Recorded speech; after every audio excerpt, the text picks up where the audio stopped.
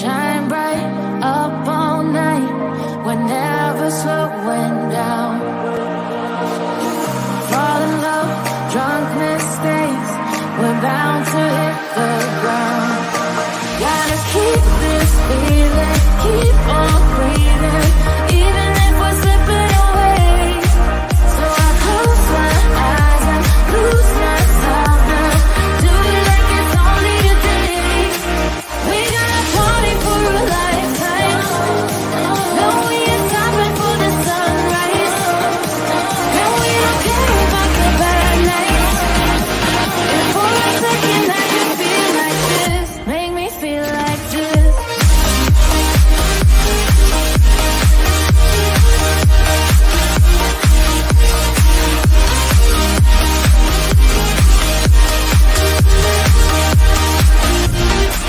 We got a party for a lifetime. No, we ain't stopping for the sunrise. And we don't care about the bad nights. And for a second I can feel like this. Make me feel like this. Young blood made of gold. A mind you can't control. Running wild, can't calm down. My head is in the clouds. Gotta keep this feeling, keep on breathing, even if we're slipping away. So I close my eyes and lose myself now. Do it like it's only today. We got a party for a lifetime. No, we ain't stopping for the sunrise. No, we don't care about the bad nights. And for a second I can feel like this. Make me feel like this.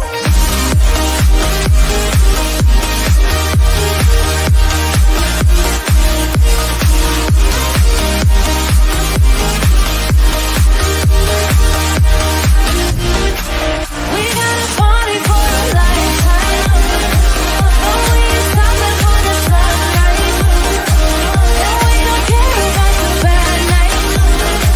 And for a second I can feel like this. Make me feel like this.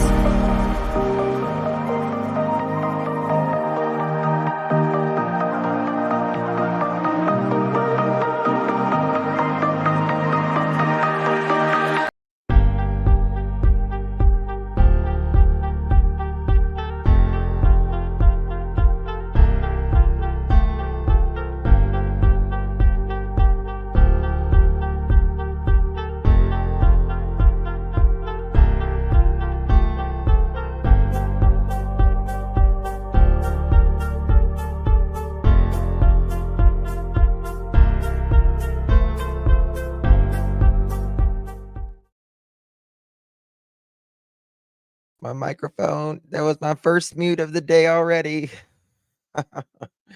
Hey everyone, it's good to see you all. Hope you are well.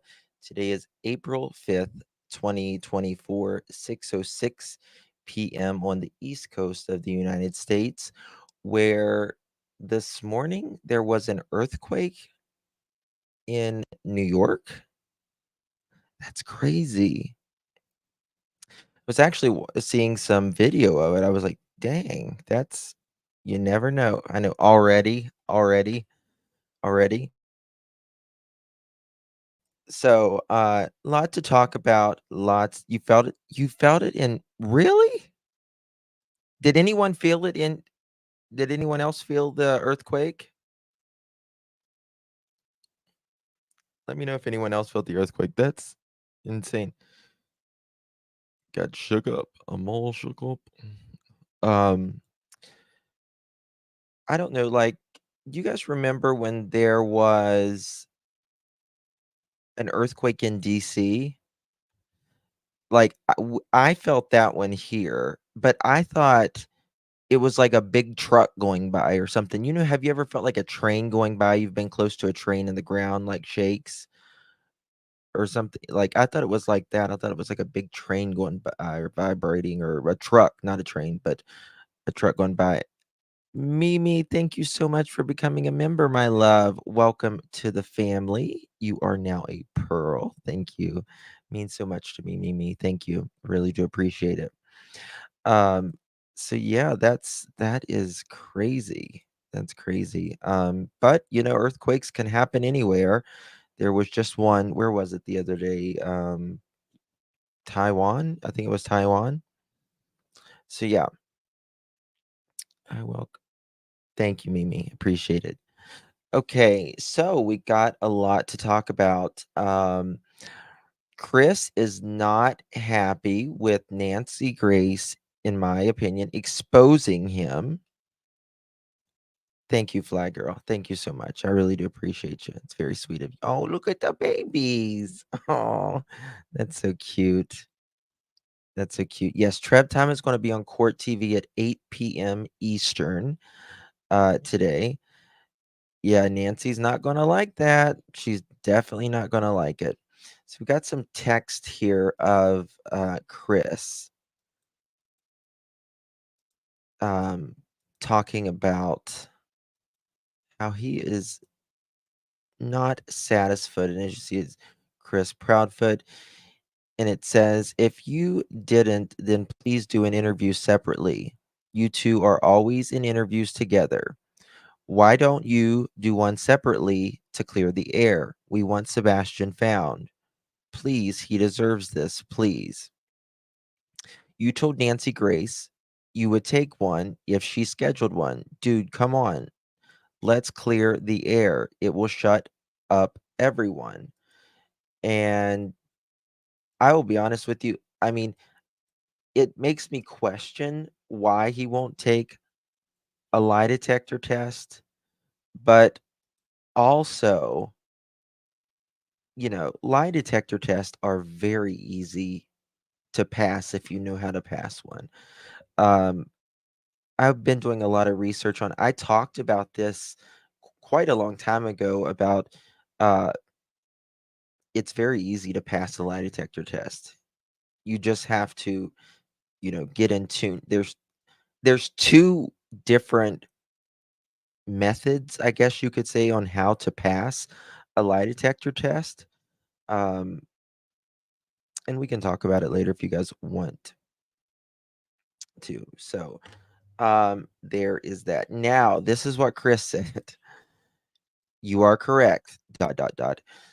I did, and I informed law enforcement that I was doing that.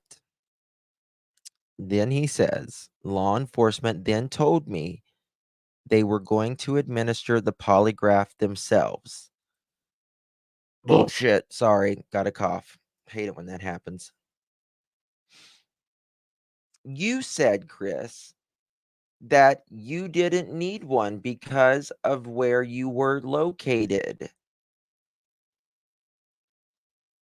And earlier it was you wasn't going to do one because law enforcement told you not to. Come on.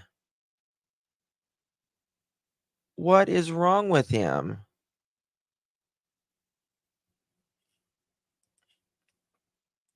Law enforcement is going to administer it themselves. I'm tell you what, I'd rather have Nancy Grace do me a lie detector test if I thought I was guilty. I'm just saying, if I thought I was guilty, I would have rather Nancy Grace rather than those detectives across the table. I'm just screaming. No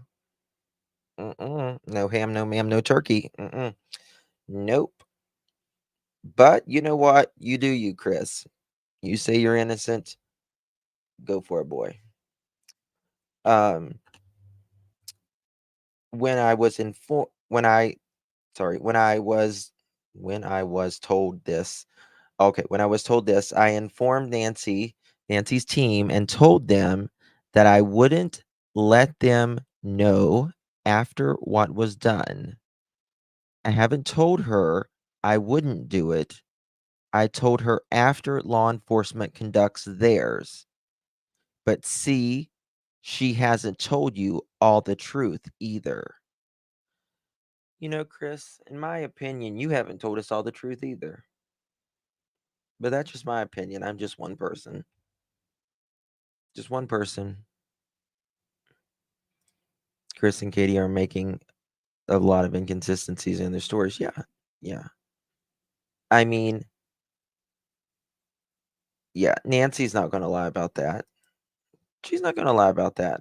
There's so much that Chris and them have lied about, in my opinion.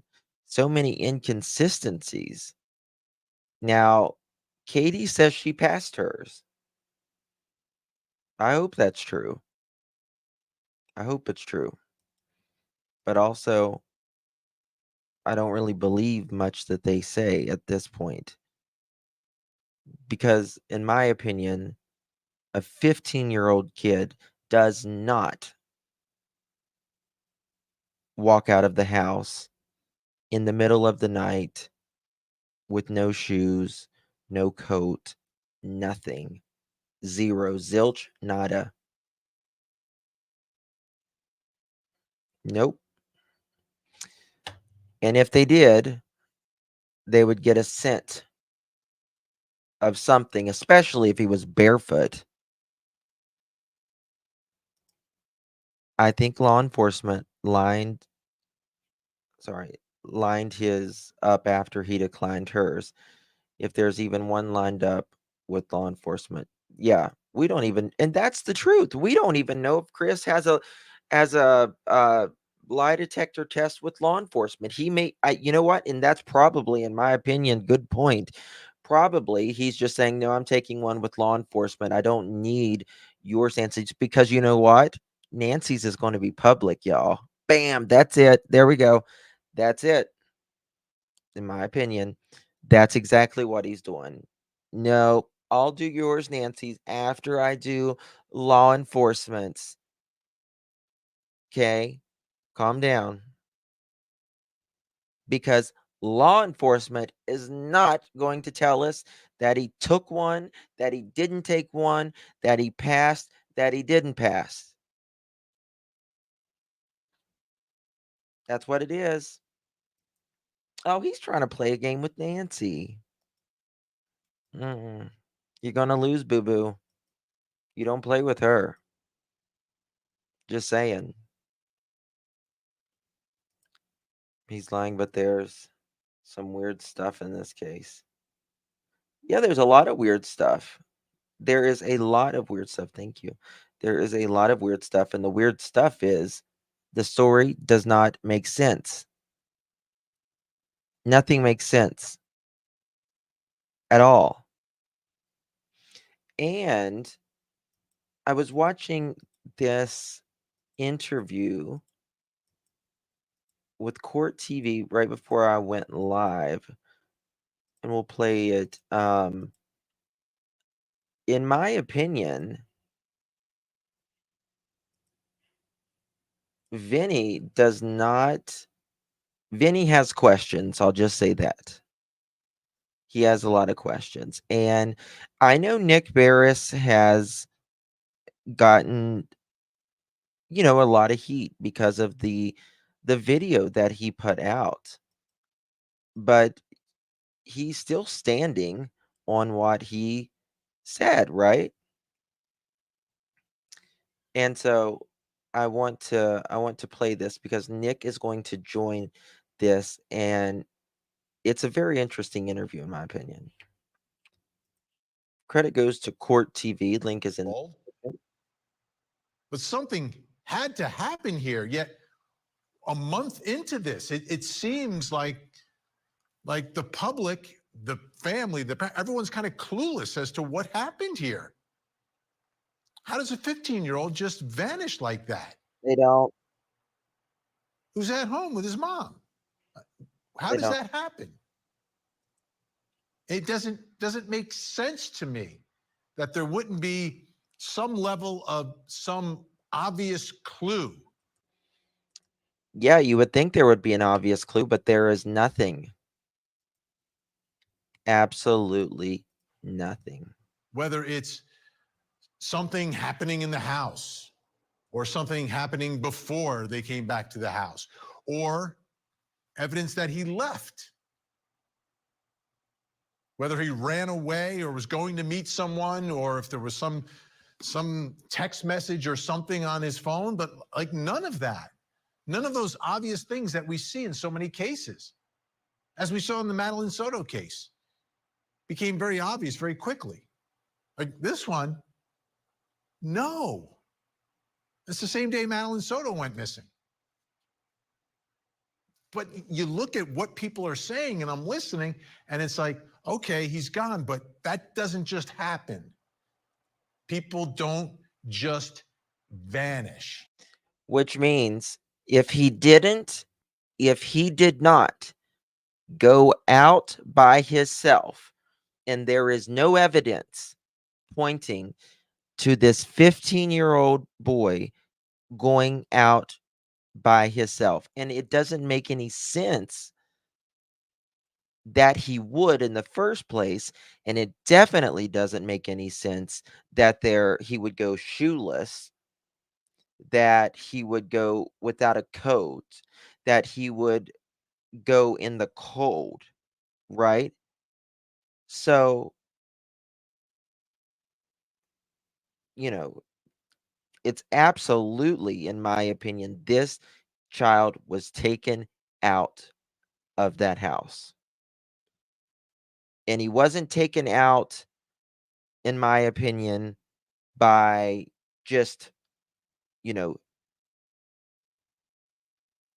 a, walking around, with someone. This child was taken out, in my opinion, from this garage of their home by a vehicle. Yes. Or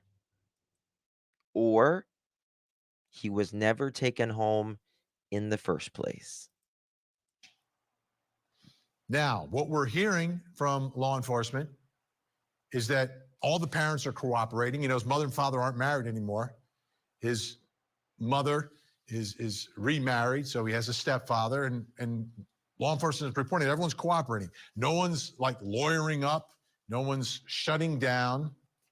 So to whatever that means, to that extent, there's no seeming pushback at all. That there's a level of cooperation, which is huge, which is important, because every investigation begins with those who are closest to the victim, the one who's missing here.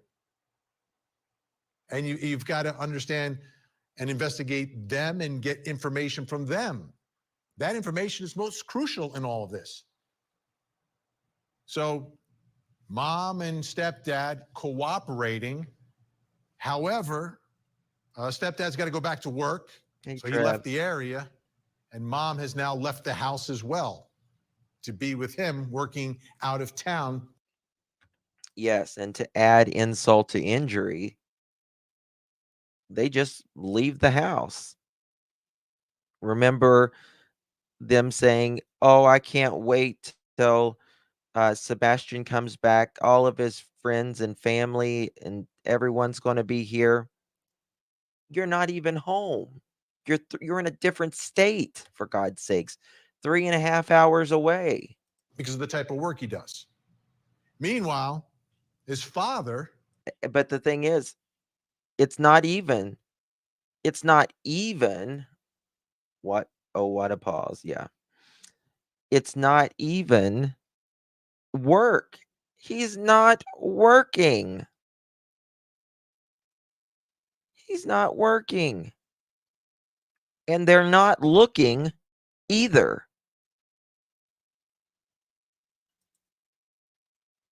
So your story doesn't make sense.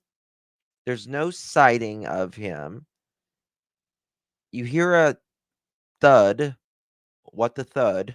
Hashtag what the thud. And you don't go check on him, but he's your son. And then you guys just pack up and leave. Yeah, no one's going to think you're suspicious. Not at all. Is searching, going out there and literally looking for his son. And it's been a month. That's a long time. This disappearance began the same day as Madeline Soto. And you think about the two cases where we are in one versus the other.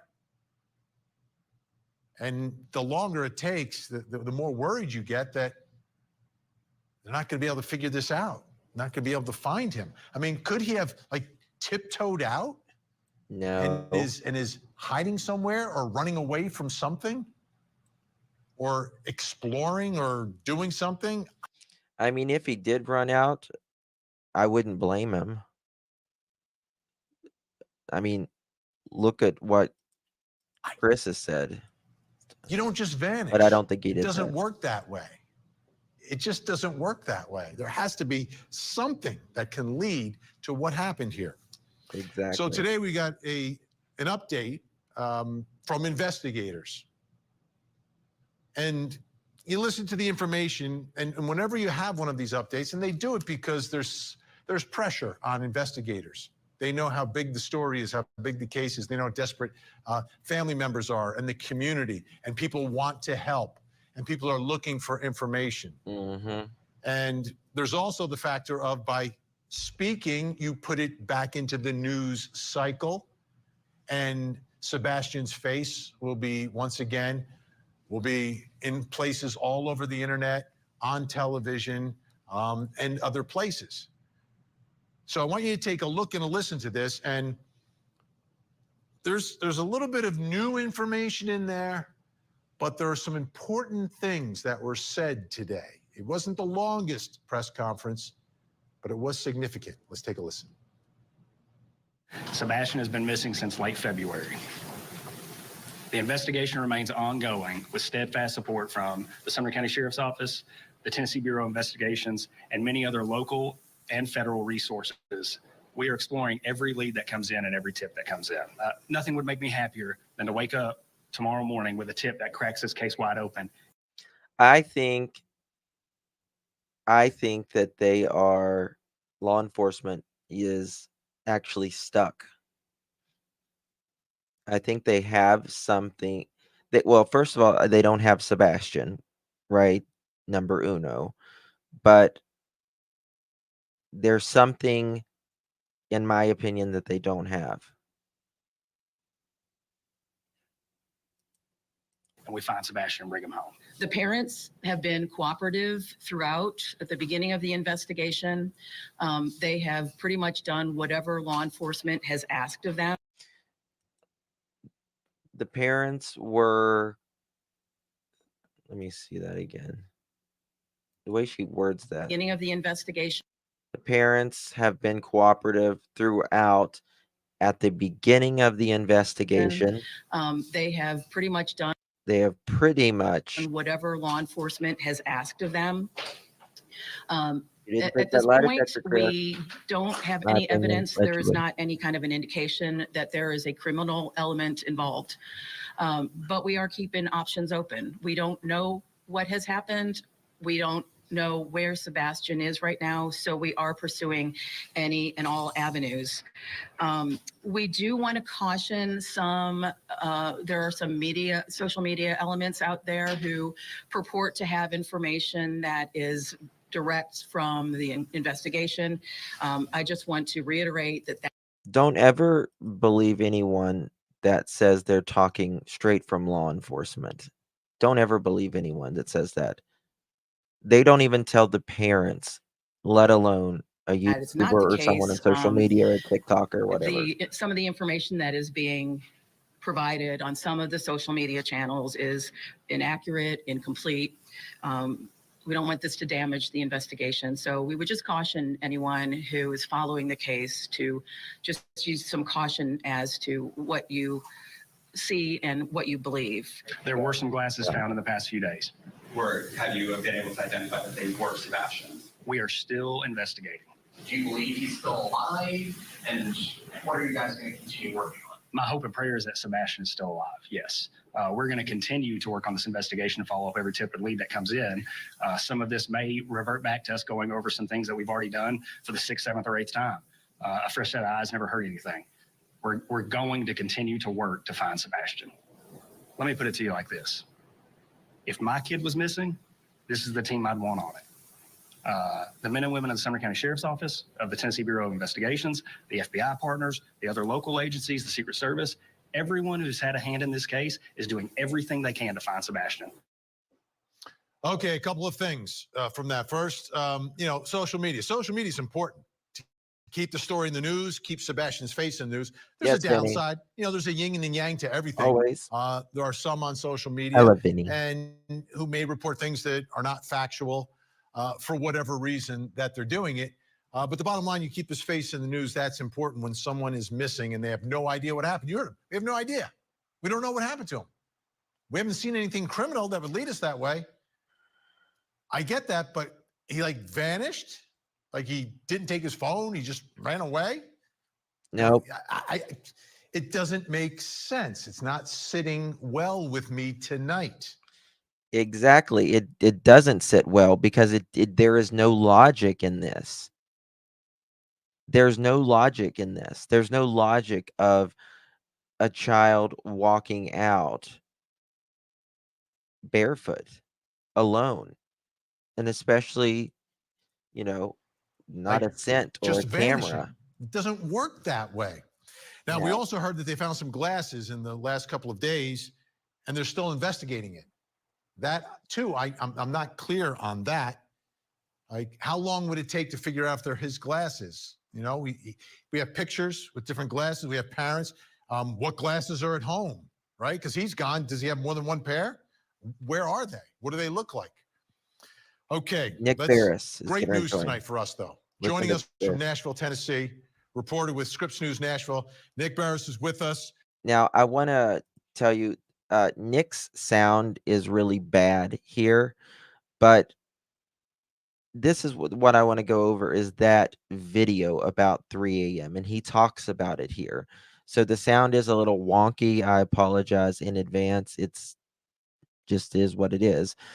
So, but listen about this video.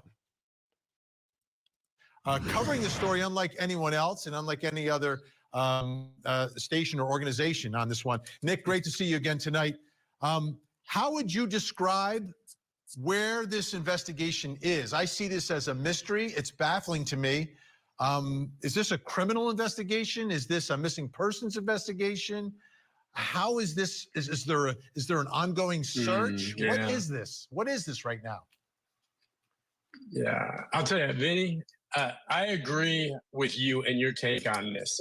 My take is they say that there is no sign of any foul play at this point, but they are not ruling it out. And I couldn't agree with you more that a child does not wander off on their own and simply vanish without any trace unless someone else is involved. That's my take. But they say at this point, parents, everything they've done with them have been vetted, and that they're not considered suspects at this point, and they've cooperated, no one else. But they also were very pointed today. There have been some reports saying, oh, well, the parents have been cleared. No, wrong. No one, according to Eric Craddock, who is the chief deputy with the Sheriff's Department who's leading this investigation, has been cleared. No one has been cleared. They consider all options, and I would say right now it continues to be somewhat of a search, but they're waiting for more tips to come in.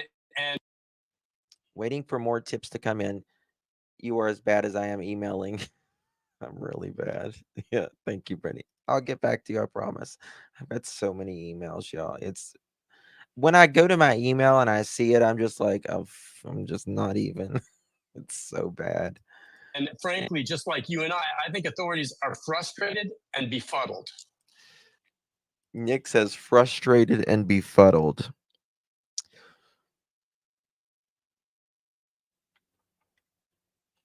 Yeah, indie girl. Yeah, nobody's saying there's a garbage truck. Nobody's saying that. Oh, hold on. That was no garbage truck. You don't think so? I don't know. So, and that's a great distinction, right? Cooperating versus does not equal cleared. Cooperating does not equal cleared. Cooperating does not equal cleared. Just remember that. Cooperating does not mean cleared. Now, I think Chris wanted to say, We have been vetted. We have been cleared. We are not suspects. Trying to, get over that major hump of the investigation, but it doesn't work that way, Chris. So that's because they don't know what happened. How could you clear people if you don't know what happened? I mean, guys, we are at over a month now. We have to ask, do they have enough? Do they have enough? Do they have anything? I'm sure they have some things, right? But is this going to be one of those cases where someone calls in, someone, admits something? I don't think that's going to happen personally, but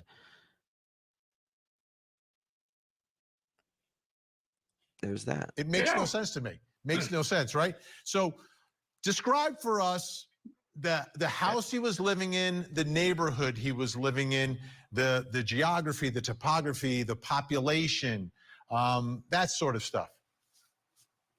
Yeah.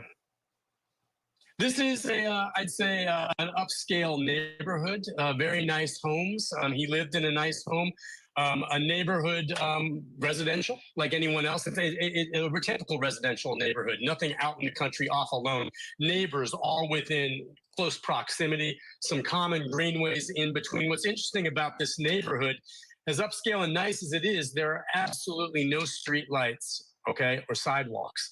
And so at night, that neighborhood is pitch dark. And so one of the questions many people had was, why didn't any of these homes, many of which have security cameras, ring cameras, why did none of them seem to pick up any video of anything that night? Almost anything. And I will say I was one reporter. I'm the only reporter so far to have aired what was some video from a nearby home capturing what appears to be lights, possibly flashlights, in the proximity of the home the night he disappeared. Now, law enforcement, not long after I aired that, okay, one, contacted me asking me where I got it, and I cannot reveal my source. And second, said that at this point, there's no evidentiary value. So if law enforcement wants to know where he got that video, does that mean it has any relevance? Does it mean it has any relevance at all? Why do they care where he got it if it has no relevance? Because remember, Nick was the one who put it out. But he's the sheriff or the chief or whoever the guy is. He said that it could be of some relevance later. And what I don't understand is we only saw 1/4 of the screen. What's on the other 3/4 of that screen? Why wasn't that shown to us? And how can something be relevant when you can't even, in my opinion, tell what it is other than lights of some sort? Now, I want to be clear. Seth did say that he believed it was he believes it is a trash truck. He saw the lights during the day. It was a 15-minute video, and we only saw like a fourth of it. Now, again, I don't know if, Seth is saying that to, it could be something else that got out and wasn't supposed to.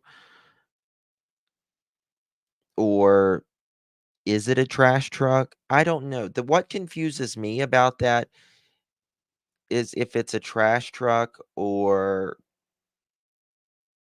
what. Is there blinking lights on the rest of the video? Right? Could we see the rest of the video? That would be good. You know, with the lights are going this way and then they're like, moving around, and that could be 2 guys on a trash truck. I'm not saying that it's not. I don't know what the heck it is. What I don't understand is why, the sheriff said he couldn't talk about it. Well, it's no relevance. To that video. Well, today in my interview, and by the way, you showed some of the press conference or news conference, I had a chance to sit down one-on-one for a good period of time just with Eric Craddock, he and I. And he said at this point, yeah, no evidentiary value to that video I had that shows that you see here what appears to be some lights, possibly flashlights outside the home. But he says that's the way it stands right now. And depending on what develops, that video and those lights could become more important to the case, depending on what they learn moving forward. So, and by the way, in terms of what information they've shared, I couldn't agree with you more. They did say that they found some glasses in the area, wondering if they are Sebastian's. That shouldn't take any time at all to figure out. And they didn't say if they had. That should be able to be determined almost instantaneously. And I'm not sure why they haven't or why they haven't revealed that information. Well, that's the thing. Where was that? If it's a trash truck, why is law enforcement acting like it's weird about it? Exactly. And that's the thing Nick asked was, well, can you tell us what's in that video? And he said he couldn't. That's what drives me nuts about this. If it's I mean, we know it's a trash truck, right? But if it's, why can't you say it? Why can't the words come from you? That makes me wonder. Yeah. Because the community's searching, they want to help, right? They want to help. Everybody's looking for him. From the interviews, his dad is worried to death. So let's get back to that light for just a moment, though, because the way you described the neighborhood, pitch black. So you're seeing some light at night. And this is what? This is like 3 a.m? Yeah, it's right around.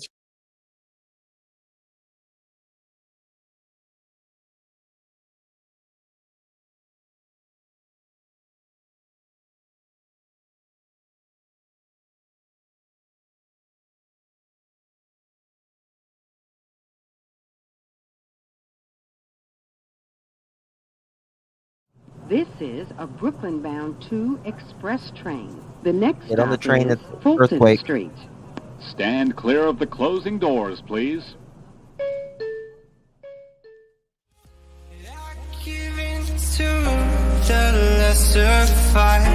My body aches to be satisfied. My weakness comes and goes. My weakness comes and goes. I was muted. Second mute of the day. SL, Darcy, thank you so much. The applications for the 11 new pearls was approved. Welcome, pearls. Thank you so much. And if you can thank Darcy and SL for the membership that you received, that would be very, very grateful. So now, again, this is what confuses me even more about this, because Nick just said it was 3 o'clock in the morning. And to me, it would make more sense if it was 3 o'clock in the morning, based upon my theory at least, because at 6:30, Chris could have been, I don't know, back in Memphis, allegedly. But I want to play that little part again. Some light at night. And this is what? This is like 3 a.m? Yeah, it's right around 3 a.m. It's within the scope of the time they believe Sebastian left the home, which would have been, they think, midnight to 6 a.m. the next morning when he was discovered missing. So yeah, it's dark. And again, I don't want to oversell it. It's been analyzed apparently by the TBI and law enforcement. At this point, they say it's no evidentiary value, but as far as I know, it's the only video of any kind that shows what appears to be some lights in the back. Who knows? Maybe there's some kind of reflection. But if you watch what I have there, you see lights, two subjects moving, and it appears to be something. But again, at this point, and the parents have talked to law enforcement as well, they say, we don't believe that this is a key piece of evidence in the case. But today, Eric Craddock said that's the way it stands now. But they don't know what they don't know. And with time, that could become significant, which I thought was interesting. Yeah, I think it's pretty significant considering there's nothing else out there. Like light just doesn't appear. It has to be Nothing something. else. Yeah. And I agree. I agree with that. Now, and again, I want to be completely transparent on both sides here that no sound. Are you joking? No, it's their sound. Okay, I checked. Yes. Yes. And that's what I was getting ready to say. Bubble Bath, I want to be very transparent here. Seth said that the clock was broke. And he said, I believe he said the garbage truck ran about 5 in the morning, which, it could very well be 5 in the morning. But I just don't understand why that sheriff said, I can't tell you, you know, can't really talk about it, but it could be significant later. It has no value now, but it could later. I don't know, just weird. It has to be something. Like people don't just vanish and lights just don't appear out of nowhere. Do we know if he had a flashlight that night? Right. Yeah, the word from his mother when she went to look for him, what they discovered missing, the way I understand it, is a flashlight, and that he left without his shoes, barefoot, which again is something that's very kind of confounding because his own father said. Now, listen, this could you remember, see the dump here. See the dump. Remember, they went and looked in a landfill. That could very well be a dump truck. Absolutely could be a dump truck. It may not be, it may be two people working, on the trash truck. But why were they looking in the dump right after? Do they have other video? Hold on one second. Mods, please. Get this Chicken Little out of here. Why do they have other videos of Chris, Katie, anyone else out previous to this video, right?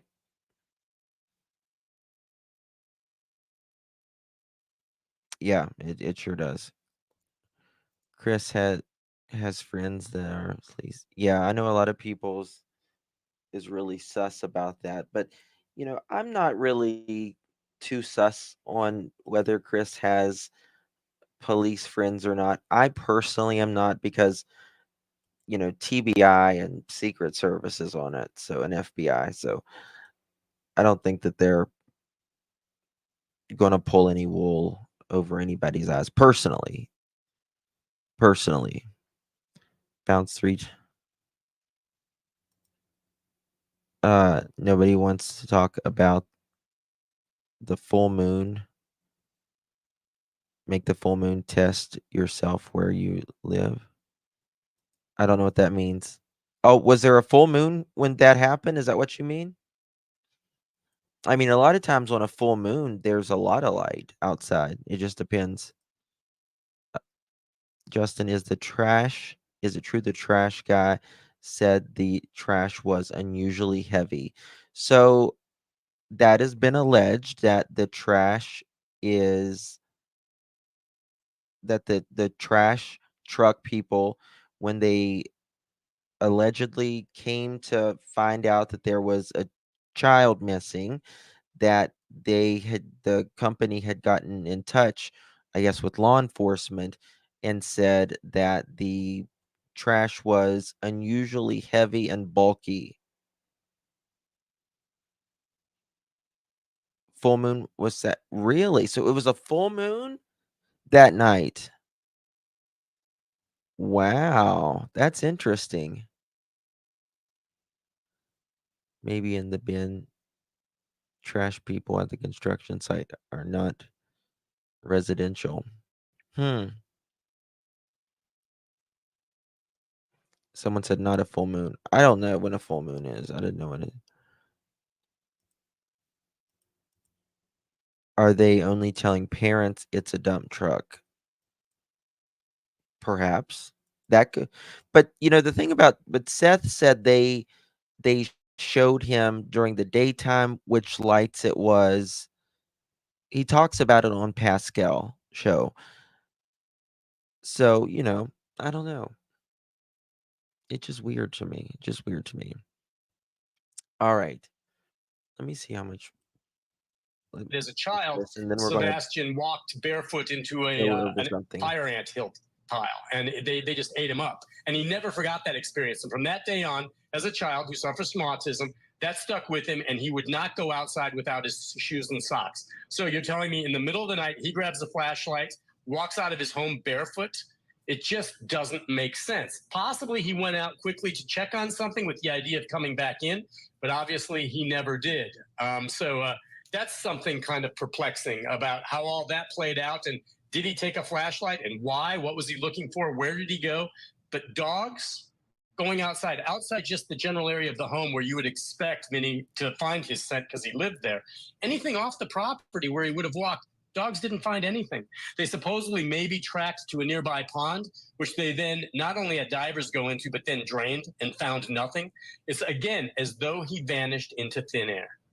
Nick Burris, I'm sure we're going to be speaking again about this. I really appreciate your time today. And I know you're like working overtime like you do every day, tracking. So, Justin, what about, did they check the trash people since he was supposedly gone around that time they came? Maybe the trash men were a perp. What do you think? I'm sure that they did check them out.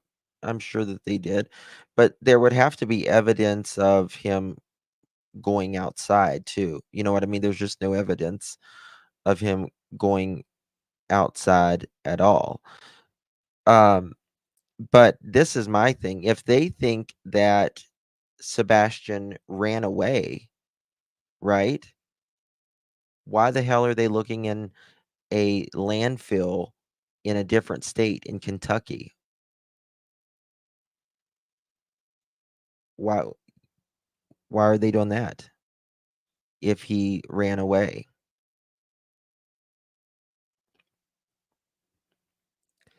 Kelly, I'm going to be doing Caleb's case.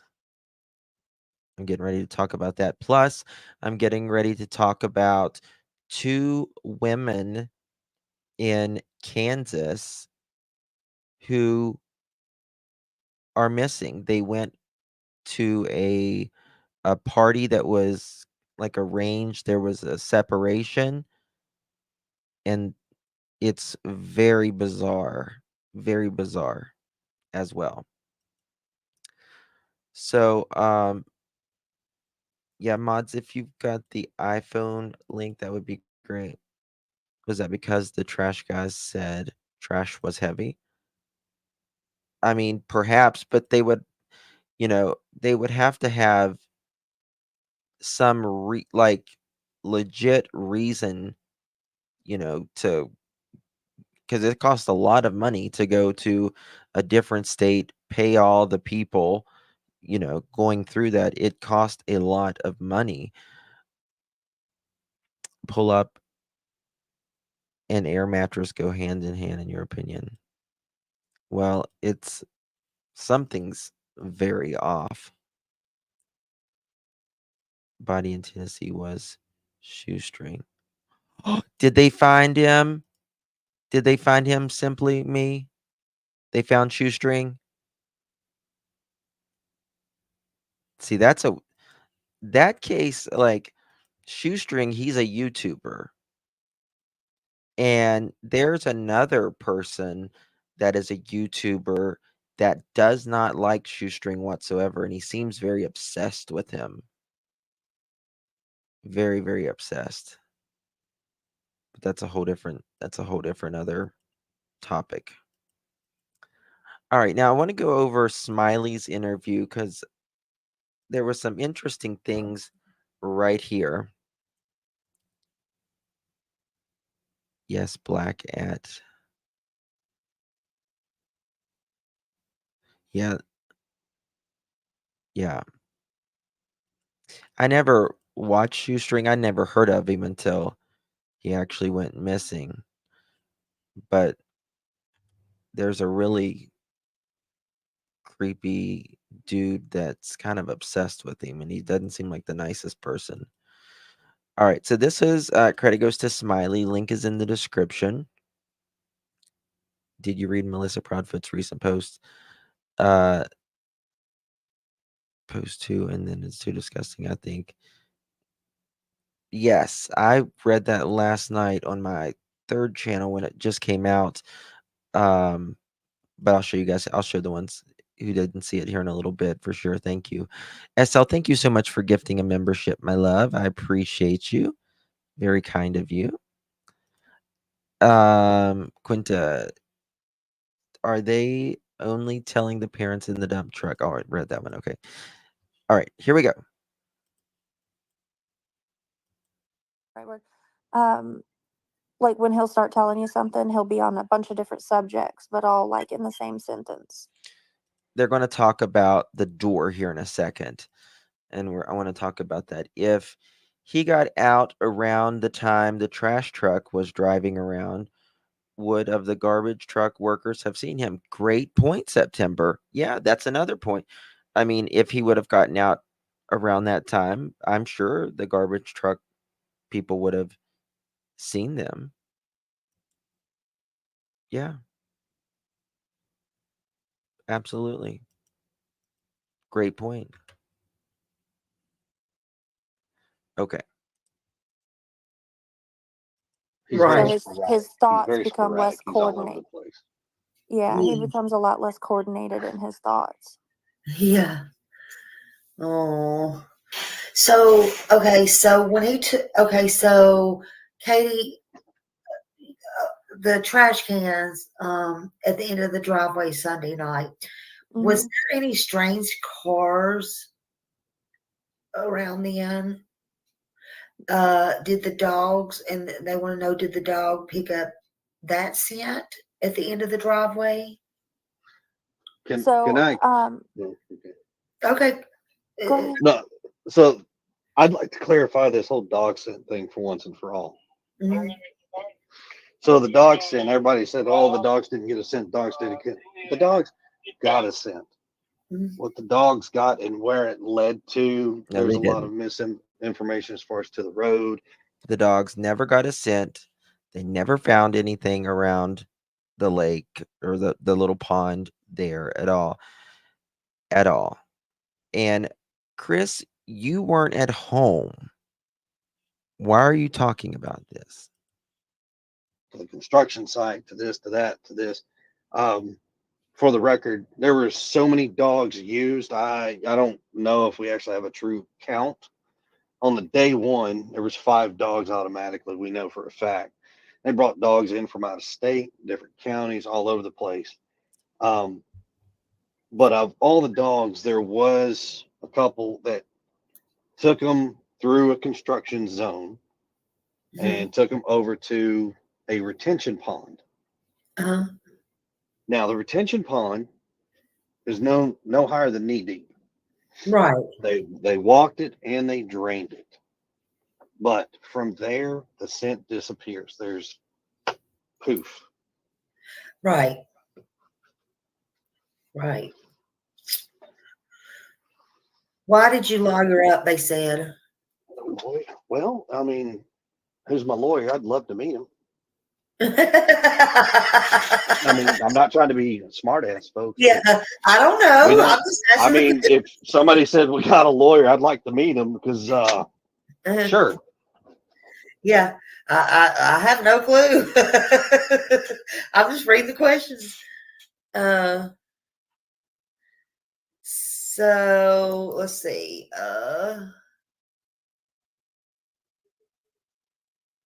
So somebody said, explain to me why you keep making comments about what people think of you, Chris. Why not focus on searching for Sebastian? Because they're too interested in proving their innocence, in my I'm opinion. just reading the questions.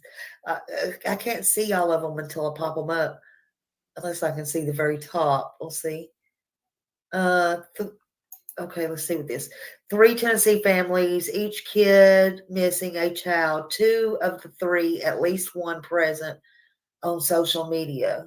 At least one parent on social media who is more concerned with how they being portrayed or treated. Bingo.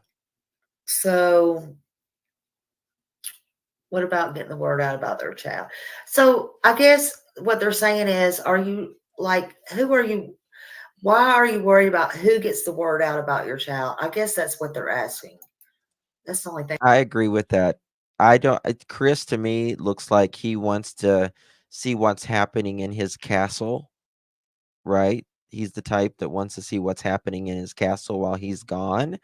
And she installs security cameras and security systems. I mean, it's not like she doesn't know how to do it. Thing that makes sense to But me. they don't have any I could be cameras. wrong. Like, why does it matter who gets the word out about your child as long as it gets out? Oh, did he drop down again? Whoops. No, he's still there. You still there, Chris?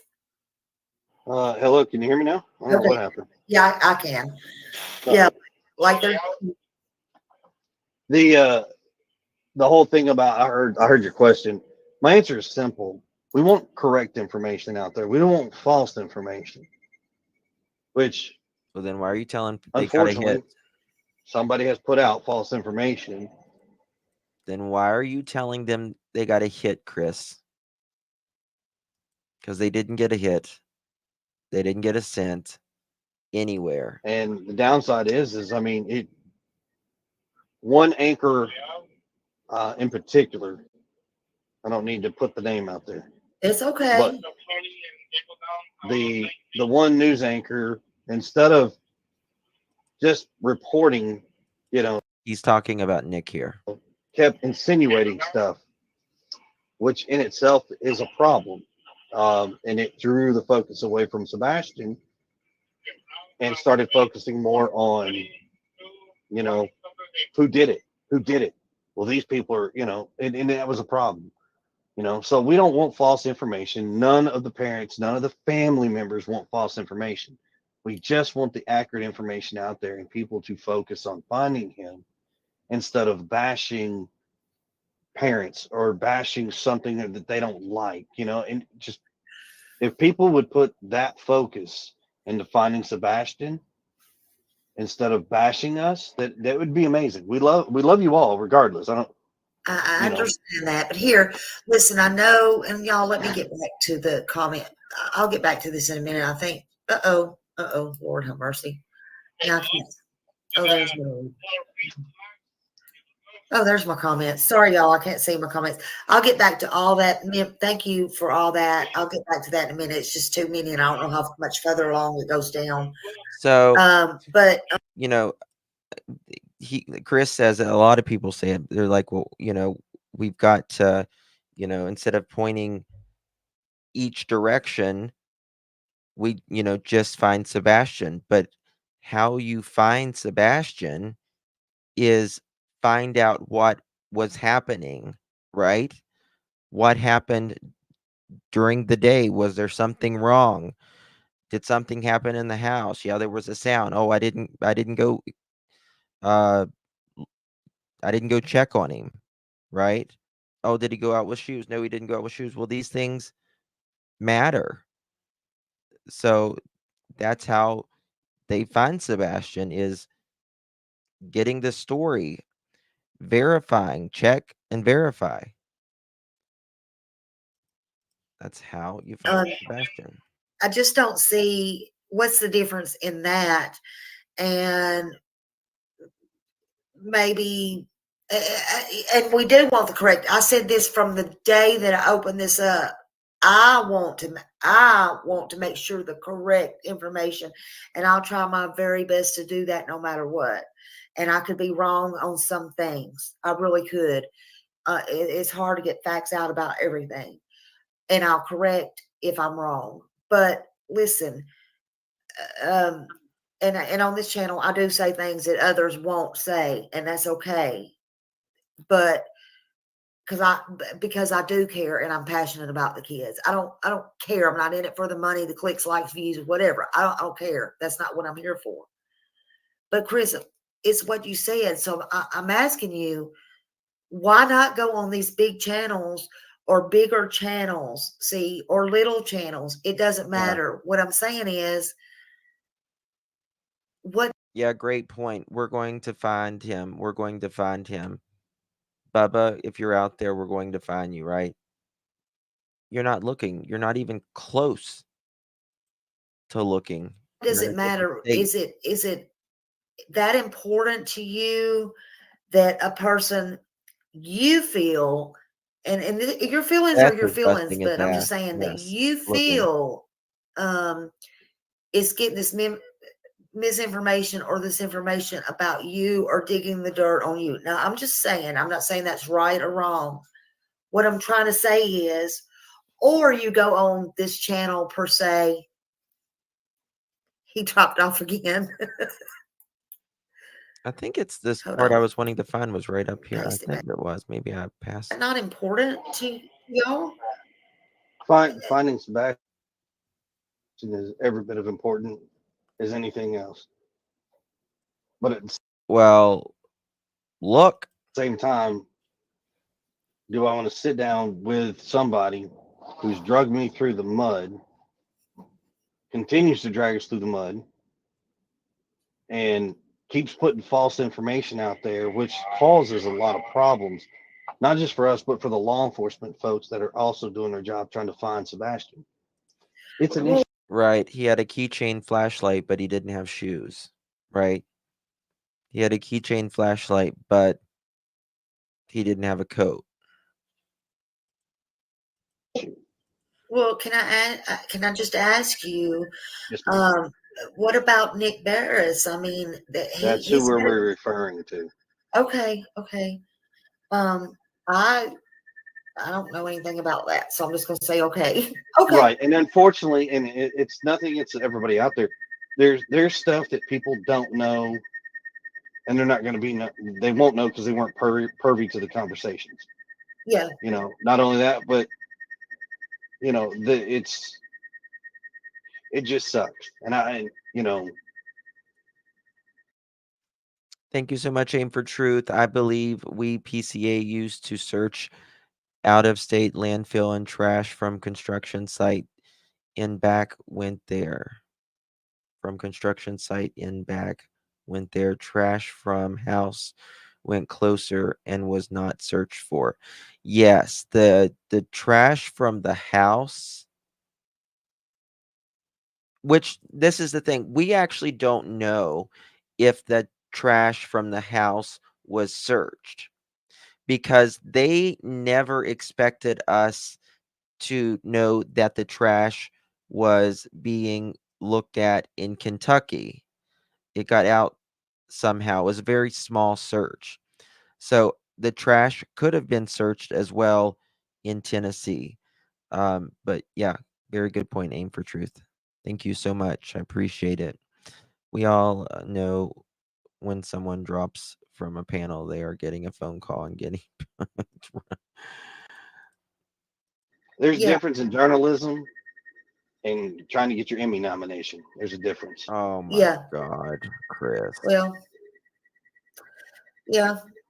Okay. And I'm not, and like I said, I'm not trying to be mean, but oh no. Yeah, I'm just trying to figure this out. So yeah. I mean, trust me, If I can go to everybody else and I can go get all these people and we can get Nancy Grace and we can get anybody else out there to spread the word, I'm not going to worry about one anchor. I'm not. Right. Okay, maybe it's back here I'm looking for. I'm looking for the one part. No, he's still there. You still there? Hold on. Maybe it was like one second. I forget where it was. A retired Florida couple won 7 jackpots. Perfect. Thank you.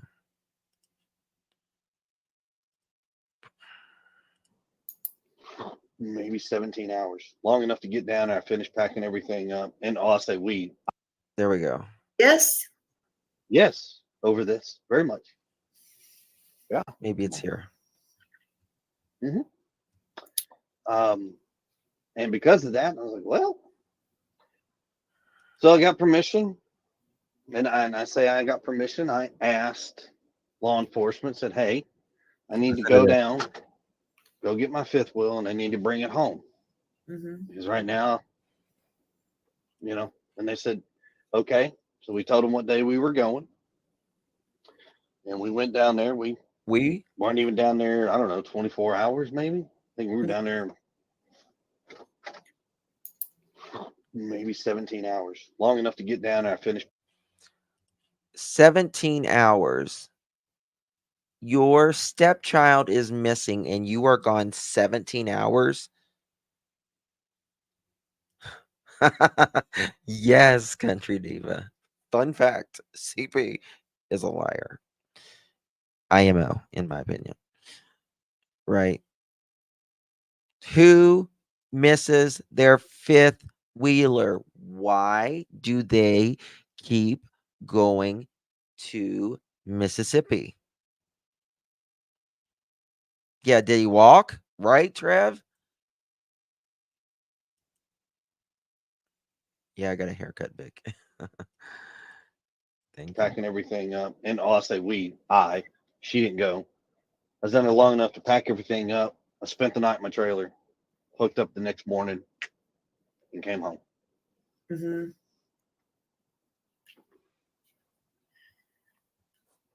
So, but will you be going back to work there? I mean, they'll allow you to go back to work there. In Memphis. Things have worked out. I will be returning to work. Good. Okay. But later in another interview, he says it's up in the air. But then later in the same interview, Katie says, I'm here because of his job, trying to get my husband set up.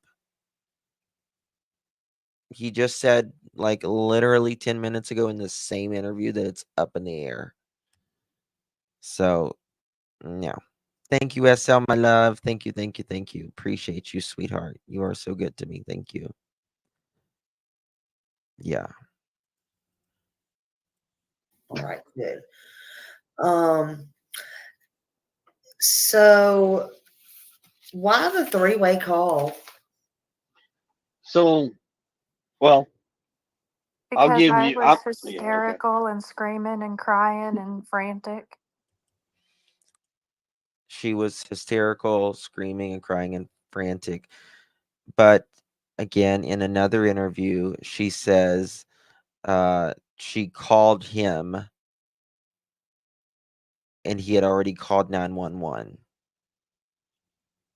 But I thought y'all were on a 3-way. We talked about that the other day when we caught that.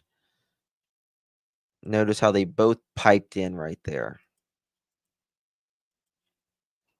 And so he told me to mute my phone, and he's the one that actually called because at that point I couldn't even make words anymore.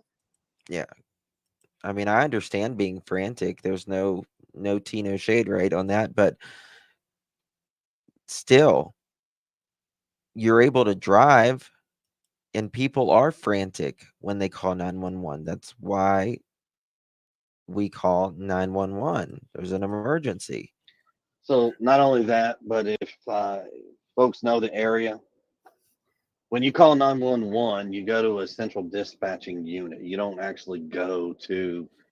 He wants to bullshit you guys here and thinks that, this is 1932 and,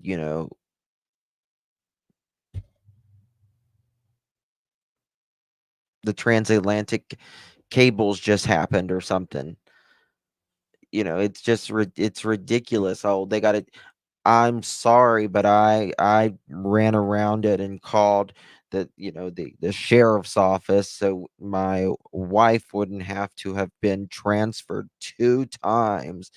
No, you're not transferred 2 times. You call 911 and they say, "Hello, 911. How can I help you?" Or "What's your emergency?" When Mom heard noises after she put Sebastian to bed, and she said, "I don't what you're doing. Oh, or I don't care what you're doing in there. It's time for bed." Did Sebastian respond? It makes me think class. I don't know. Did she say it's a good question? That's a good question, Diesel.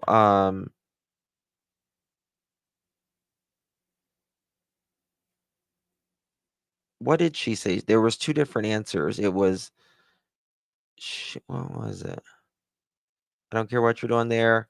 Pipe down or something like that. What was that? I'm trying to remember. Your local PD unit. You go to a hub on a cell phone. When you tell them where you're at, then they redirect you to the local PD. We don't live inside city limits. That's absolutely untrue. Your cell phone pings to the nearest tower in AT&T or whoever your service provider sends it to the your local 911 center. Now, in my opinion, Chris wanted it because A, they may not record, right? And B, it's not going to, when there's a 911 call, they ping your location, the vicinity of your location, not like your precise location, but the vicinity of your location. And where was Chris during this time? How about that? Where were you, Chris? Limits. So the local PD they're not responding. It's not their jurisdiction. Mhm. So we have to call the sheriff's office. So I called directly to the sheriff's God, office Jill, because that's so I know scary. what was going to happen. Bypass it, call them, and then within 10 minutes of that phone call, they were at the house. And when they were at the house in full force. How many came? Do y'all remember? Was it a lot? Or Have you've seen the aerial shot of the subdivision, correct? yes. Okay, so from our house, go all the way back down to Stafford to that stop sign where Kellen and Stafford meet. Then line cop cars all the way down Kellen out to Long Hollow Road. Yeah. That's how many cops came. Well, is there a reason like y'all didn't go to the vigil? I mean, for real, the one by the high school? Seriously? Yes, ma'am. Why? So safety, security reasons, and this is what I'm fixing to tell you is going to spark a whole bunch of stuff in the comments, and I'm not afraid to answer any of this.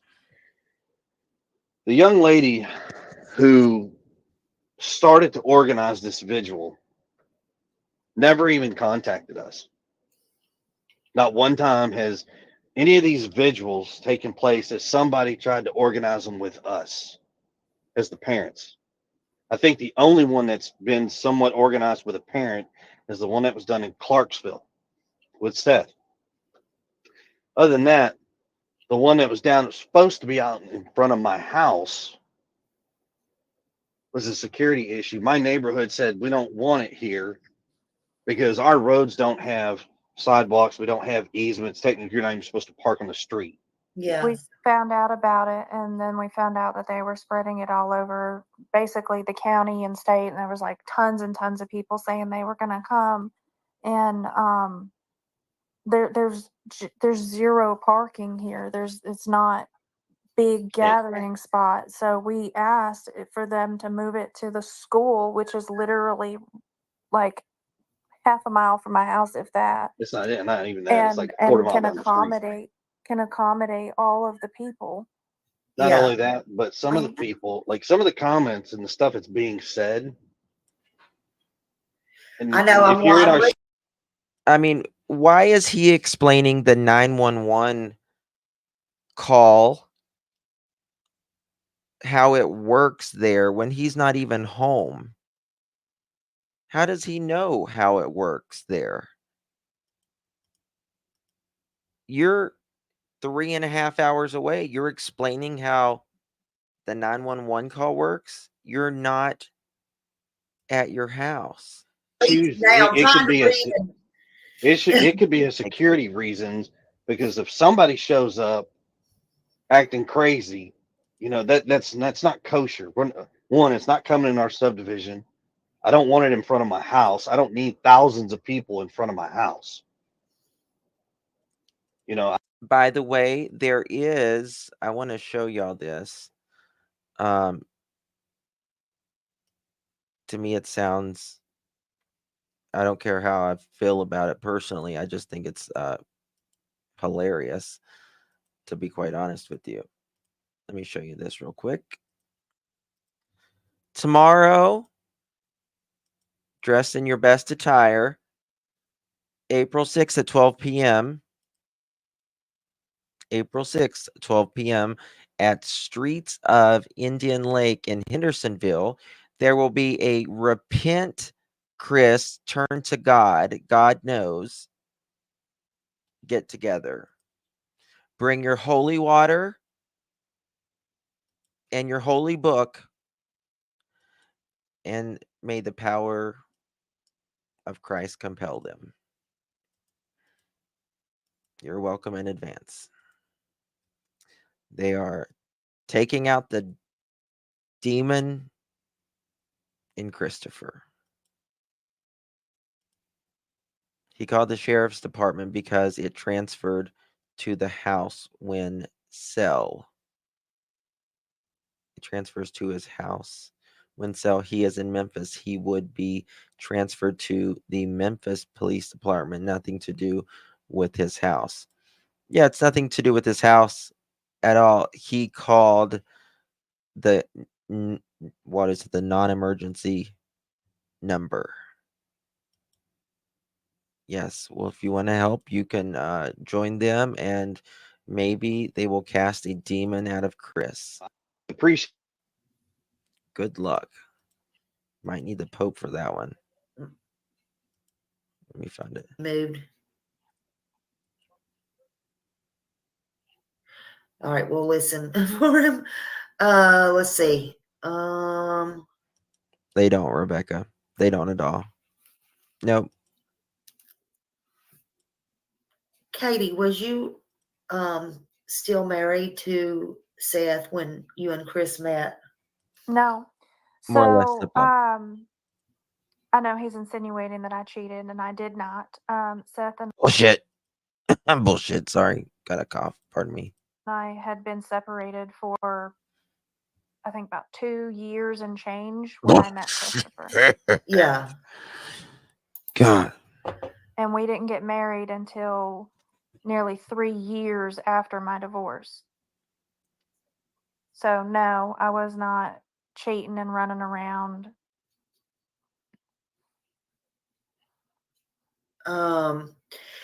You know that it's been said Mods, can you that drop there a are link, please, rumors, for and a Chris is not membership? up here now, but it's been said Yeah, that Casey.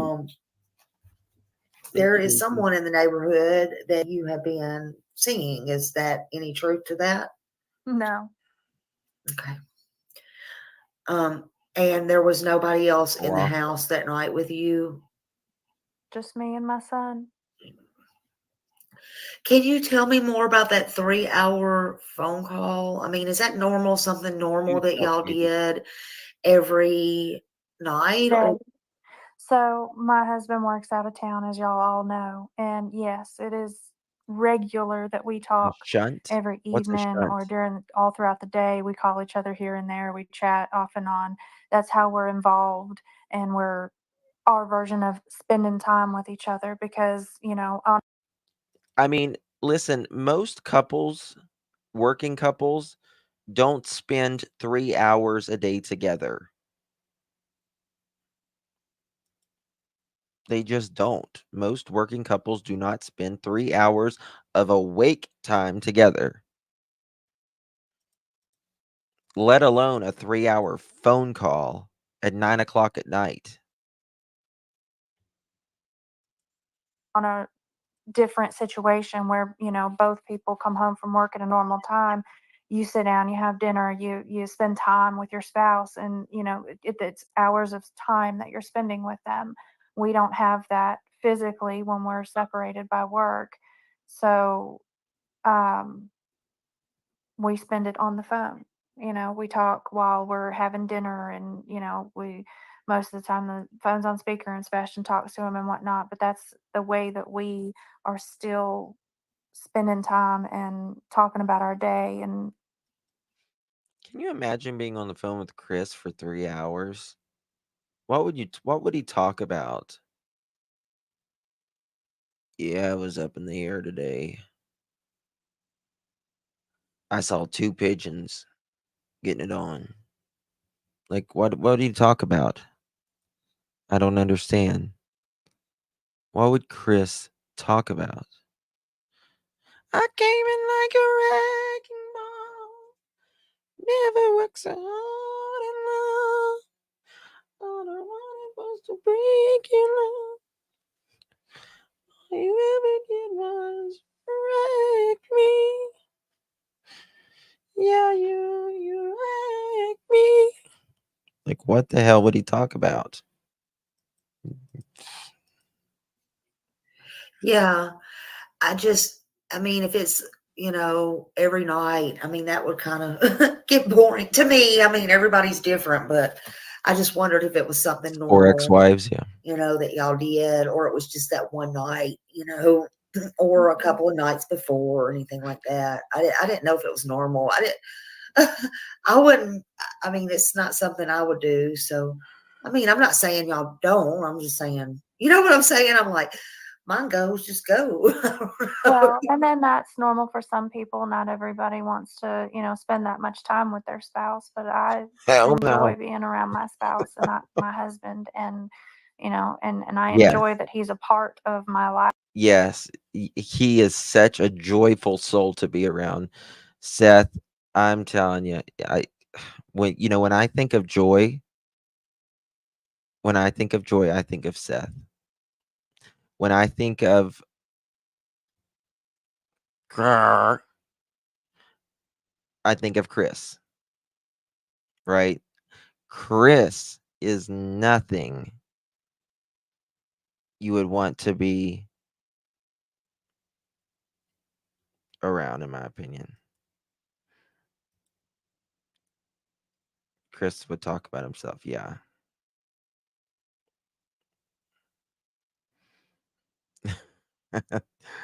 Almost made you pee your pants. That's funny. Thank you. Oh, thank you, brown-eyed girl, wrecking ball. And you would think with, running a crane or something, he would get all that energy out, right? You would think he would get all the energy out, but he didn't. Life and a part of, the family, and for us, that is our normal, albeit some other people, may not Yeah. the same way. Not everybody wants to be around somebody all the time, but sometimes, just But being on is, the phone, you're just kind of sort of spending time together. but is that not, and I think this is a fair question. I'm not trying to be mean, but is that not, and this has nothing to do with Sebastian being gone, but it kind of does. I'm just weird like this. So, but Epiphany. is that Hold on, I not got an take? epiphany. The issue with the video isn't the truck, it's the trucks picking up the trash can.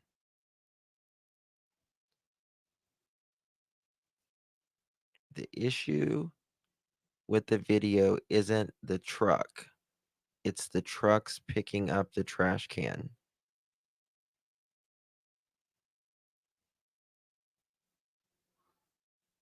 What do you mean? I don't understand. Like, how did they obtain a probable cause affidavit to search a landfill if no? Exactly. Exactly. They have to have probable cause to search that landfill. You have to convince a judge. I mean, you know, someone saying that the trash was heavy. Well, a lot of people's trash is heavy, and it can be bulky, right? But that doesn't mean you go search the landfill for something, right? There has to be some probable cause. The issue with the video isn't the truck, it's the trucks picking. The issue with the video isn't the truck, it's the trucks picking up the trash can.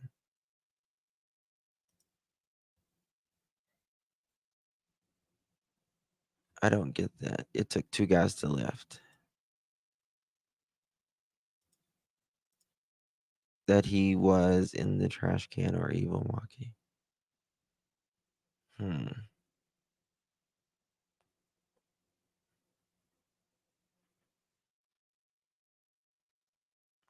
Yeah, you can check public trash as far as if it's out on the side of the road. Yes.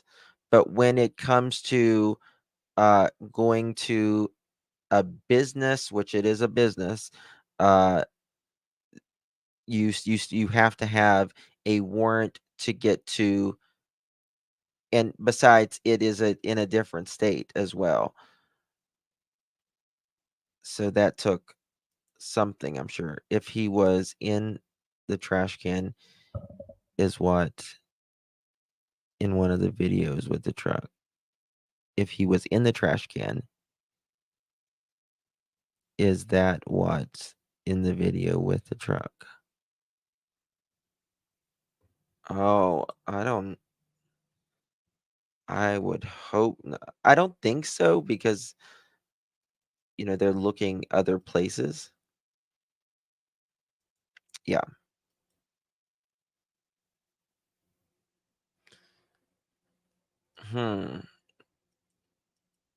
That's interesting. Taking time away from your son that you could be spending with your son?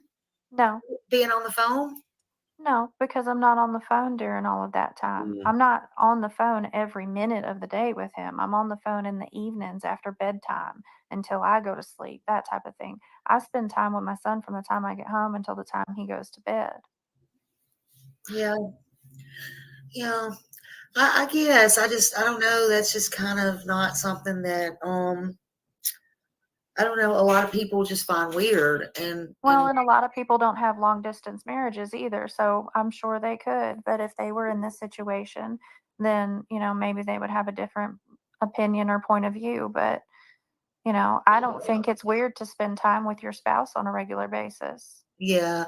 And what about, and Chris, do you, are you're off nights, or do you work, do you mind telling, do you work night shift, Yeah. or is it days, or? Yeah, she was sleeping.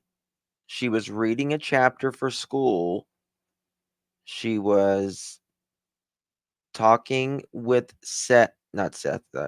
Chris for 3 hours, and she was talking to Sebastian after she got home until he went to bed. I mean, do you mind? Is that okay to ask, or? Yeah, no, that's fine to ask. So, in my line of work, you really don't have, I would say, a normal set schedule. I'm going to give you an example. So, helping a guy out right now till I go back, I'm filling in for a guy. His shift starts at noon. Yeah, it would have been federal. And doesn't get off until midnight tonight. Federal. Yeah. That's not your normal shift, so it kind of depends. Some crane operators, depends what's going on the job site, determines on like the hours, because if you're doing a concrete pour, you be. So, Casey, thank you so much. You got it figured out. Yay! Thank you for becoming a pearl. I appreciate you, my love. welcome to the family. Hot mess. Hello. Always ride my horses in pearls. Aw, that's so awesome. Thank you, Hot Messy Quines. Thank you so much. It's very sweet of you. If they find other proof he may have been in the can, then the video will be relevant. Perhaps. Good point. Perhaps. But still, I mean, I think about that. You're going to have a hard time convincing a jury, in my opinion, that that is anything. Whether it's Chris and Katie, whether it's a reflection, whether it's a trash truck. To me, that's just, you're not going to, I mean, to me, it would be hard to convince a jury of something like that. You know what I mean? He'd be up there for 18, 24 hours. Thank you, Cassie. If Sebastian was in the trash can or Sebastian took out the trash, the dogs would have hit on it. I believe so. I believe so. Now, not Chris. Seth said that the dogs hit inside, which they should have because he lived there, right?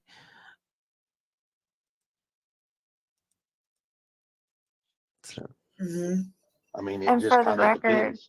because a whole bunch of people just snapped back at me because I did say that I talk to my husband on the phone when I eat dinner, and I do. And I also said not every single day.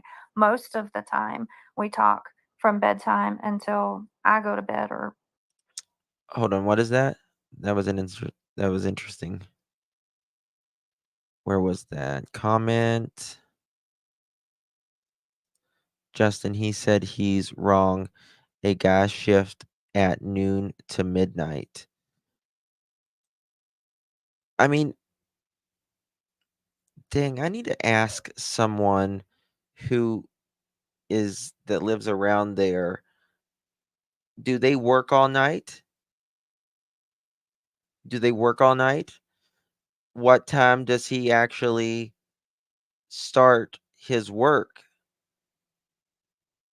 Because he's made it sound like he was at work and he couldn't go anywhere until someone relieved him of his job. I don't see why anyone would have. I mean, if your child is missing, your stepchild that, lives in your home, deuces, right? Deuces. And he didn't get home till what, 1 or 2 o'clock that afternoon?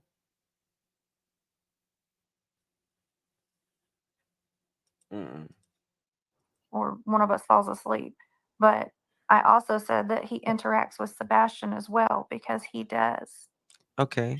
Yeah. Well, what did he say to Sebastian? If he was interacting with Sebastian that day, what did he say to Sebastian? What was their conversation?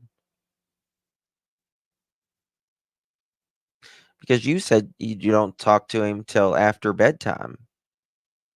So how can he interact?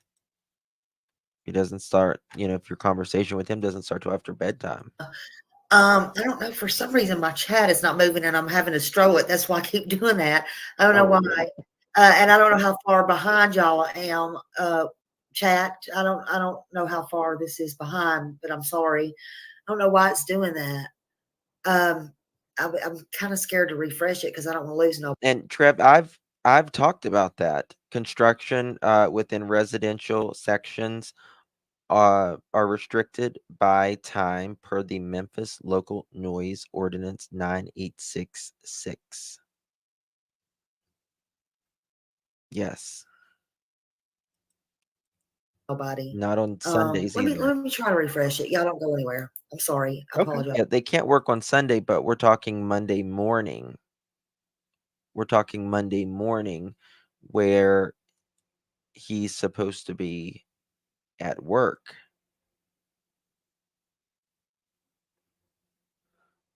(11:06) ordinance, no noise. Yeah. What man sits on a phone for 3 hours?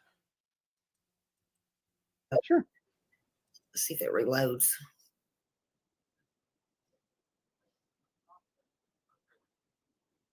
Yeah, can't start till. I didn't think you could start till 7 a.m. That's what I'm saying. How can you be at work at when the phone call happens?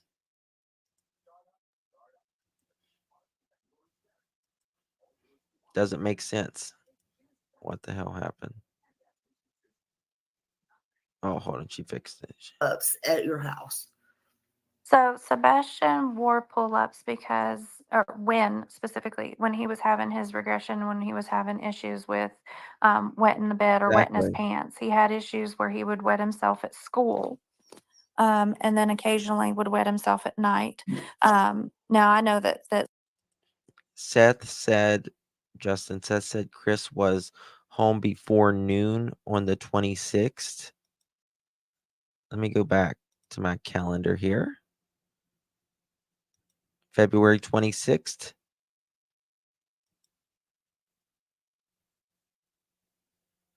So that was the day he went, which was the day he went missing. So he was at home before noon.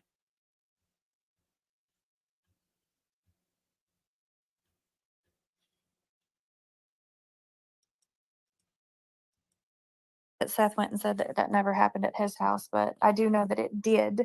Never heard that. Of at least a few occasions that I know of. But that's not the point. The point is that he did go in and out of pull-ups based on when he needed them. So if he was Yeah, that's during what I a thought. regression, That's what I thought, Mohawk, is that he said after 1:00. And I think even Chris acknowledges that it was after 1. phase, he would go into the pull-ups, and then once he, got back on track and he was not having wedding issues at school and or home, he would go back into, regular underwear. And that unfortunately is just something that has been happening for. That's a good point. Wait, how long on phone? Till 12 a.m. and you get up at 6? Yeah. I mean, what Chris does, it's a serious job, right? It's a serious job. You know, you can really mess up some stuff if you're not careful. It's got to have rest. And if he's got to be at work at 6, means he's got to be up probably at least by 5. Ever. Right. Sebastian was late to potty train and has had issues going back and forth with it basically his whole life. Right.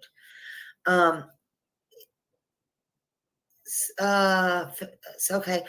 So why is there a problem? I feel I mean I feel it shouldn't be a problem, but somebody's asking about the GoFundMe. Why are you so mad about that, Chris?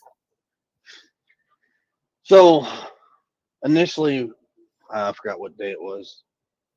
Myself, Katie, and Seth were in my house, and I had brought up the question. I said, "Hey, should we start a GoFundMe page to start trying to raise money to add help to this, however we can?" And the police said, "Hey, no, I don't recommend doing that, because then if you do that, it looks like you're trying to do this for profit." I was like, "Okay, that makes sense." So we all three had an agreement. We weren't doing this.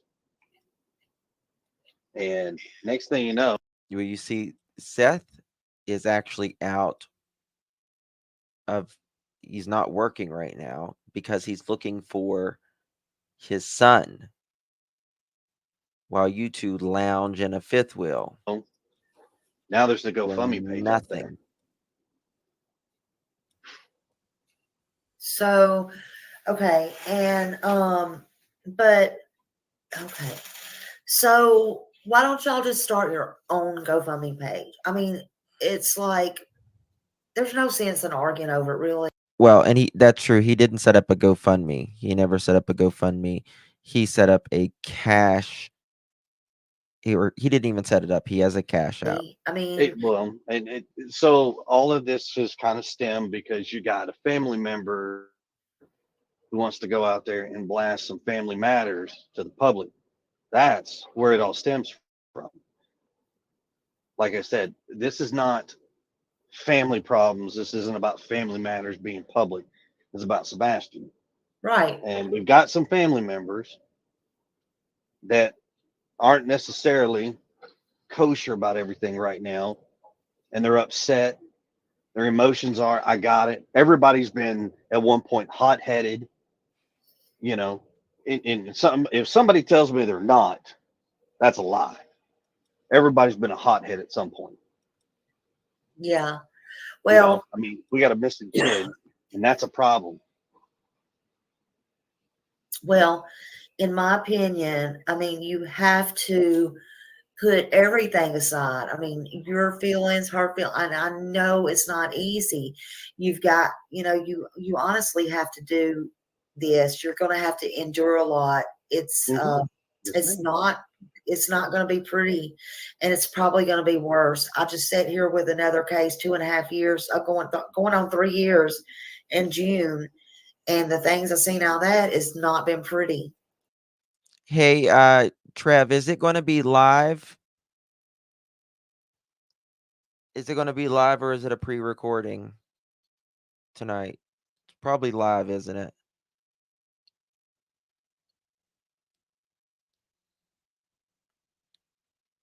Okay. All right. We'll watch it. We'll watch it from here.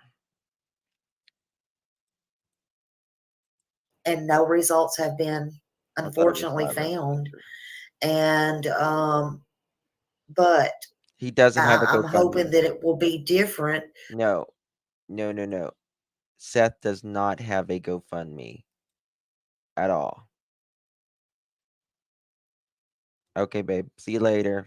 Not babe, sorry. That'll start rumors. See you later, buddy. See you later. Go break a leg, son. There you go. See you later. We'll watch you. We'll be rooting for you, buddy. There we go. With Sebastian, I know that the people there care. There's no doubt in my mind.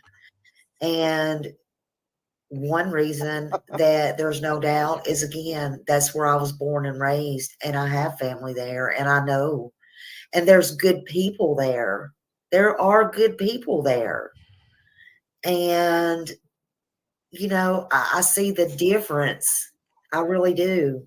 And Yeah, his sister set up the Cash App thingy because he's not too good at all that stuff. Good recovery, just. And Oh my sometimes God. this internet is The people that's like, I can't, it's just unbelievable what people accuse people of, right? You never call me, but you're a babe too, Shirley. But people just make up this craziest stuff. It's harsh. insane. But one thing that I see different with the police there is they do come out and they say, we do want your help. We do want, and they're asking and they're begging and they're doing everything they can to find Sebastian. And they're trying to put him. Yeah, GoFundMe, they keep a lot of your money. Justin calls everyone babe. It's a southern thing, yeah. Babe or hun or sweetheart. It's just a thing we do. Yeah. Yeah, she set up the GoFundMe. Chris is jealous. Oh, he's redonkulous. First. It's not hard when you have others that have come up missing during this search for Sebastian. Because everybody deserves a fair shot you know, Raleigh. Everybody deserves a fair shot to get Right. found. And I know that's breaking everybody's heart, you know, your hearts, everybody's hearts, that this Babe. had to be scaled back a little bit. But Sweetie. you can't give up. We can't give up. You know, and sometimes you're going to go to bed crying. You're going to go to bed, you know, no matter what people think. What was the thing? Hold on. There's something that I want to play from this, and I can't find it. I think it was. I swear it was like at 140 something, but let me check. I don't remember which.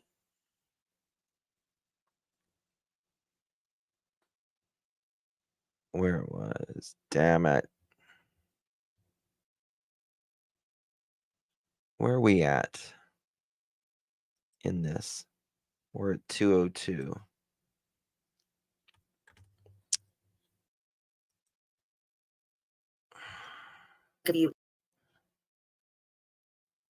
I remember 202. It was about the door. Favorite food. Bocce's, yeah. He Yeah. likes it, but it's I need to go down, go get my fifth wheel, and I need to bring it home. and so he told me to mute my phone, and he's the one that actually called because at that point I couldn't even make words anymore. So not only that, but if you're on. Now I'm flipping down it and I'm like, well, hold on, because I can't see them because I didn't catch them right when they first come up. Okay. Okay. Okay, y'all. You know, I had to read some of these because once they're gone, I am not going to see them for a while. I'll probably back in here. That's why I apologize. Is it hurtful to be? No, because it's hurtful to be a bio safe step. Oh, that's when we first come on here and I was asking you that. Okay, did he take any medicine before bed and did he sleepwalk? Did Did he you have sleepwalk? anything? 128. As long as I've been in Sebastian's life, Thank you. I've never heard of him sleepwalk. Now, getting up in the middle of the night, sneaking snacks. Let's put it that way. Okay. I mean it would have been seen on camera. So lock from the outside, like the front. No. Here we go. Thank you. Obviously, but we presume based off of process of elimination, going over. Here we go. I mean, can we not take fingerprints? What can we do? Can we check this? Can we check that? And they said, why it's so difficult right now. Yeah. Now they come out and I know this is part of the investigation, so you may not can answer this, but it was public because we saw them with our own eyes. So they come out about 11 times counting the backyard where they took pictures. Okay. So did they come in and check as well the 11 times, or did they do forensics like luminol or anything like that? No. Asking. No. I can answer. No, they haven't done that. We actually, Katie and I sat down at our table in our dining room, and that's basically where everything conducts itself. We sat down with them in the dining room, and I asked them flat out, I was like, what about fingerprints? I mean, can we not take fingerprints? What can we do? Can we check this? Can we check that? And they said no, because that would have been seen on camera. Fingerprinting would not necessarily be where they would get a hit. Where was that? Ridges and things like that compromise the fingerprint. Thank you. And he goes, despite TV and the movies, that stuff you see is not necessarily true. I was like, okay, well, that's cool. I just, they said. Yeah. Let's put it that way. Okay. I mean, it would have been seen on camera. So let's by back up a little bit. Suspicion or lock from the outside, like the front. No, you'd have to have the key. So I'm not going to describe every door lock in our house. No, I understand that's a safety thing. Yeah, I understand that. Don't do that. But what I can say is there's only 2 doors in the house that he could have gone out where he could have locked From the on his outside. own or from the outside. And the one, he wouldn't have gone out because of how much noise it makes. Yeah. Everybody would have, plus it would have been seen on camera. Let's put it that way. Boom! Okay. Okay. Damn it, he did I it. mean, it would have been seen on camera. So by He reiterated it. Did you see that? You just told on yourself. That would have been seen on camera. That would have been seen on camera. You just boom. Isn't it amazing how you can just tap on something and twice, mother chickens?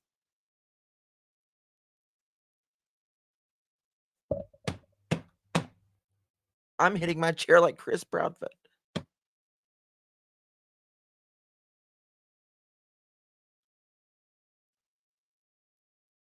Well, how about that, y'all? We just busted that mother chicken. But on top, listen to this. 128. Let's go to 126. Let's get the whole story.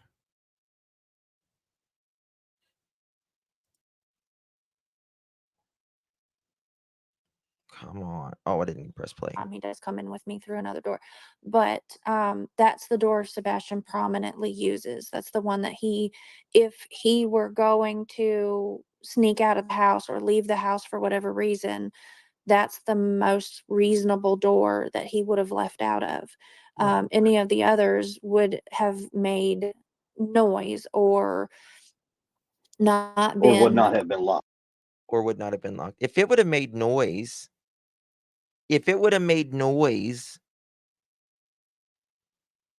wouldn't she have heard it? Because she's insinuating that would have woken her up, right? Of course there were cameras. Cameras in the house, obviously. Cameras in the house, obviously. We need mother chicken merch. I'll make you some. Mhm. Mother So the back Because door, so that the back door would not lock. from the outside, like the front, no. You'd have to have the key. So I'm not going to describe every door lock in our house to No, I y'all. understand that. That's a safety thing. Yeah, I But understand that. Don't do that. yeah, but what I can say is there's only two doors in the house that he could have gone out where he could have locked From the on his outside. own or from the outside. And the one, he wouldn't have gone out because of how much noise it makes. Yeah. Everybody would have, plus it would have been seen on. I wonder if he was scared of that door. Like it made a certain noise and he wouldn't go out that door. Because he says because of the noise it makes. Not that he was afraid of getting caught or anything. Is it true that TBI wants CP to take a polygraph now? Chris says they have scheduled him one and he's going to take it. But listen here, mothers, chickens. On camera. Let's put it that way. Okay. Okay. I mean, it would have been Hold seen on, on camera. Chris, tell us again. Let's put it that way. Okay. Okay. Not lock. From the outside, like the front, no. You'd have to have the key. So I'm not going to describe every door lock in our house to No, I y'all. understand that. That's a safety thing. Yeah, I But understand that. Don't do that. yeah, but what I can say is there's only two doors in the house that he could have gone out where he could have locked From the on his outside. own or from the outside. And the one, he wouldn't have gone out because of how much noise it makes. Yeah. Everybody would have, plus it would have been seen on camera. Yes, everybody would have heard that. Everybody. Who's everybody? There's only one other person in the house, Chris. One other person. And cameras, you just Jot yourself down. It's what you just did. I will. I'll sit it. Right, let's put it that way. Okay. Okay. I mean, it would have been seen. Now remember, they had essentially 12 hours to make sure everything was done.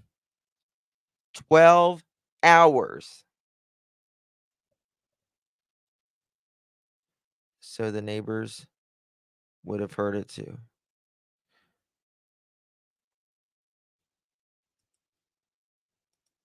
They got closed captions. Okay, good. Let's do this. Let's go to the closed captions. Hold on, let me try it like this. Close.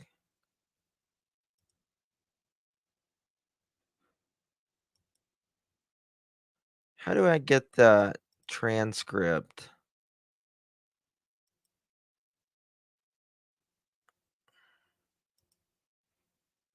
Sorry. It's okay. Not lock. From the outside, like the front, no. You'd have to have the key. So I'm not going to describe every door lock in our house to No, I y'all understand personally. That's a safety thing. Yeah, I But understand that. Don't do that. yeah, No, it's but not a safety thing, Chris. It's not a safety thing. It's not like she installs security systems for a living and cameras.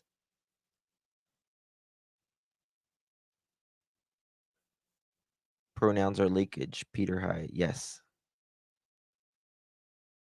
Can you rewind the snacks part? What snacks part? what I can say is there's only 2 doors in the house that he could have gone out where he could have locked From the on his outside. own or from the outside.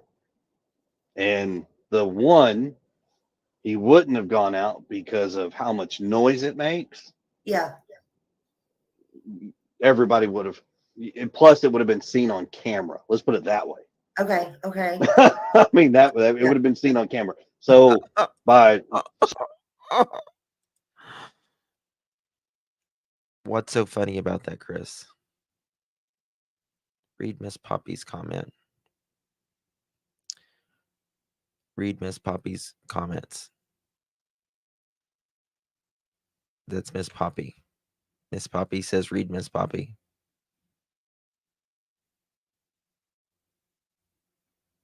There are no other Miss Poppies.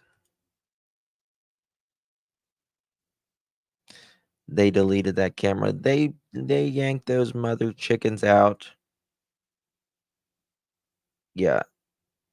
His laugh.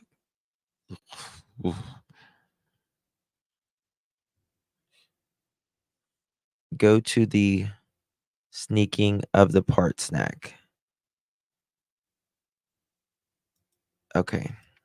Well, we just learned that Chris admitted that he had cameras. Oh, it's 8 o'clock. Hold on. Wait a second.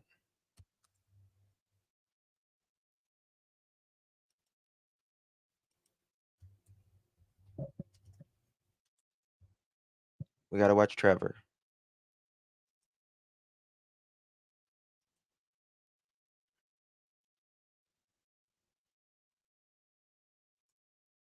Where's it at? Okay, are they not?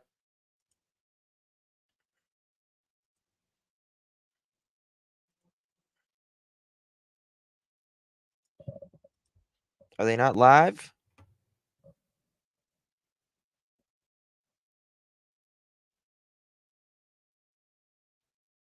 Let me know if they're live.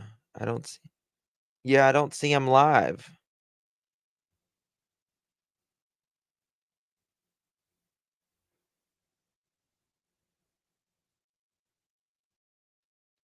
Oh yeah, he caught himself big time there.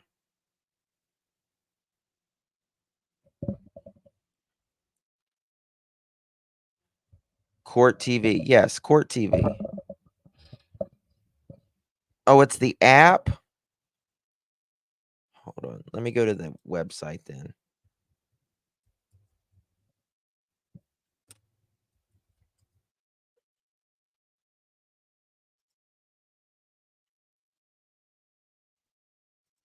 Here we go.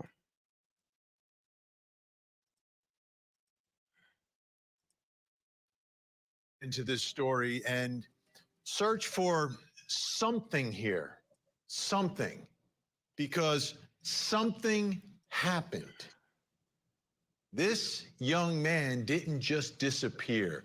This young boy didn't just vanish. Something happened Tell him, Benny. that made him leave that house, Yes. or something happened in that house, Yes. or something happened before he got back to the house. But something happened. Yes. This isn't a case of like, I don't know, just he just vanished.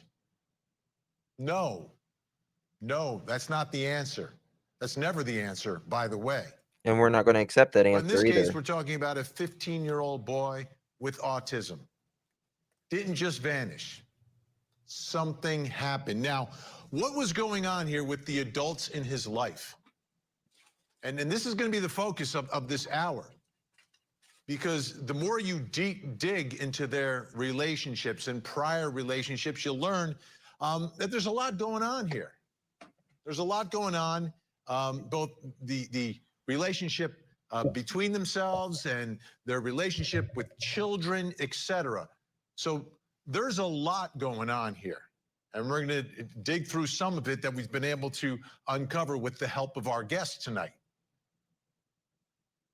But when you think about Sebastian's world, his world is not huge. When we're children, our worlds are much smaller.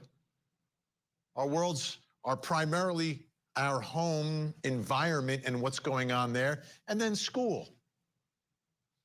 With kids today, obviously their world expands with their use of the internet and connections with people, whether they know them or don't know them, from potentially anywhere. But from what we've heard so far, it seems there were limitations on that. This is live. For Sebastian, that he wasn't a child or a typical teenager. This is live. Who is that is live. On social media, as a gamer, talking to people from wherever, because that's extremely common. Yeah, people talk to their friends, but they also come into contact with people who they don't know who they are. We don't think that was necessarily part of his world, so I think Sebastian's world a little bit smaller than most teenagers. So what was going on at home? And when I say home, I mean the home he was living in, but he also spent time at his father's home. And the relationship and the issues between those families and prior relationships, other children, all comes into play into this, because something happened. Something happened that caused this young man to disappear. Whether someone did it or he did it on his own, it happened because of something. Now, let's talk about his parents. Katie Proudfoot, Seth Rogers. How bad was this split when they broke up? Artemisia, thank you so We've just got our much. hands on some documents out of California involving some allegations there. So you'll get a little bit of an idea tonight about how bad this was. I don't think it was a good split. Most splits aren't, by the way. And a lot of times they get much worse when their children You like plants? and custody becomes an Artemisia? issue and a battle. And, you know, a couple that's together, they're together for a reason. At one point, when things go south, it gets very emotional.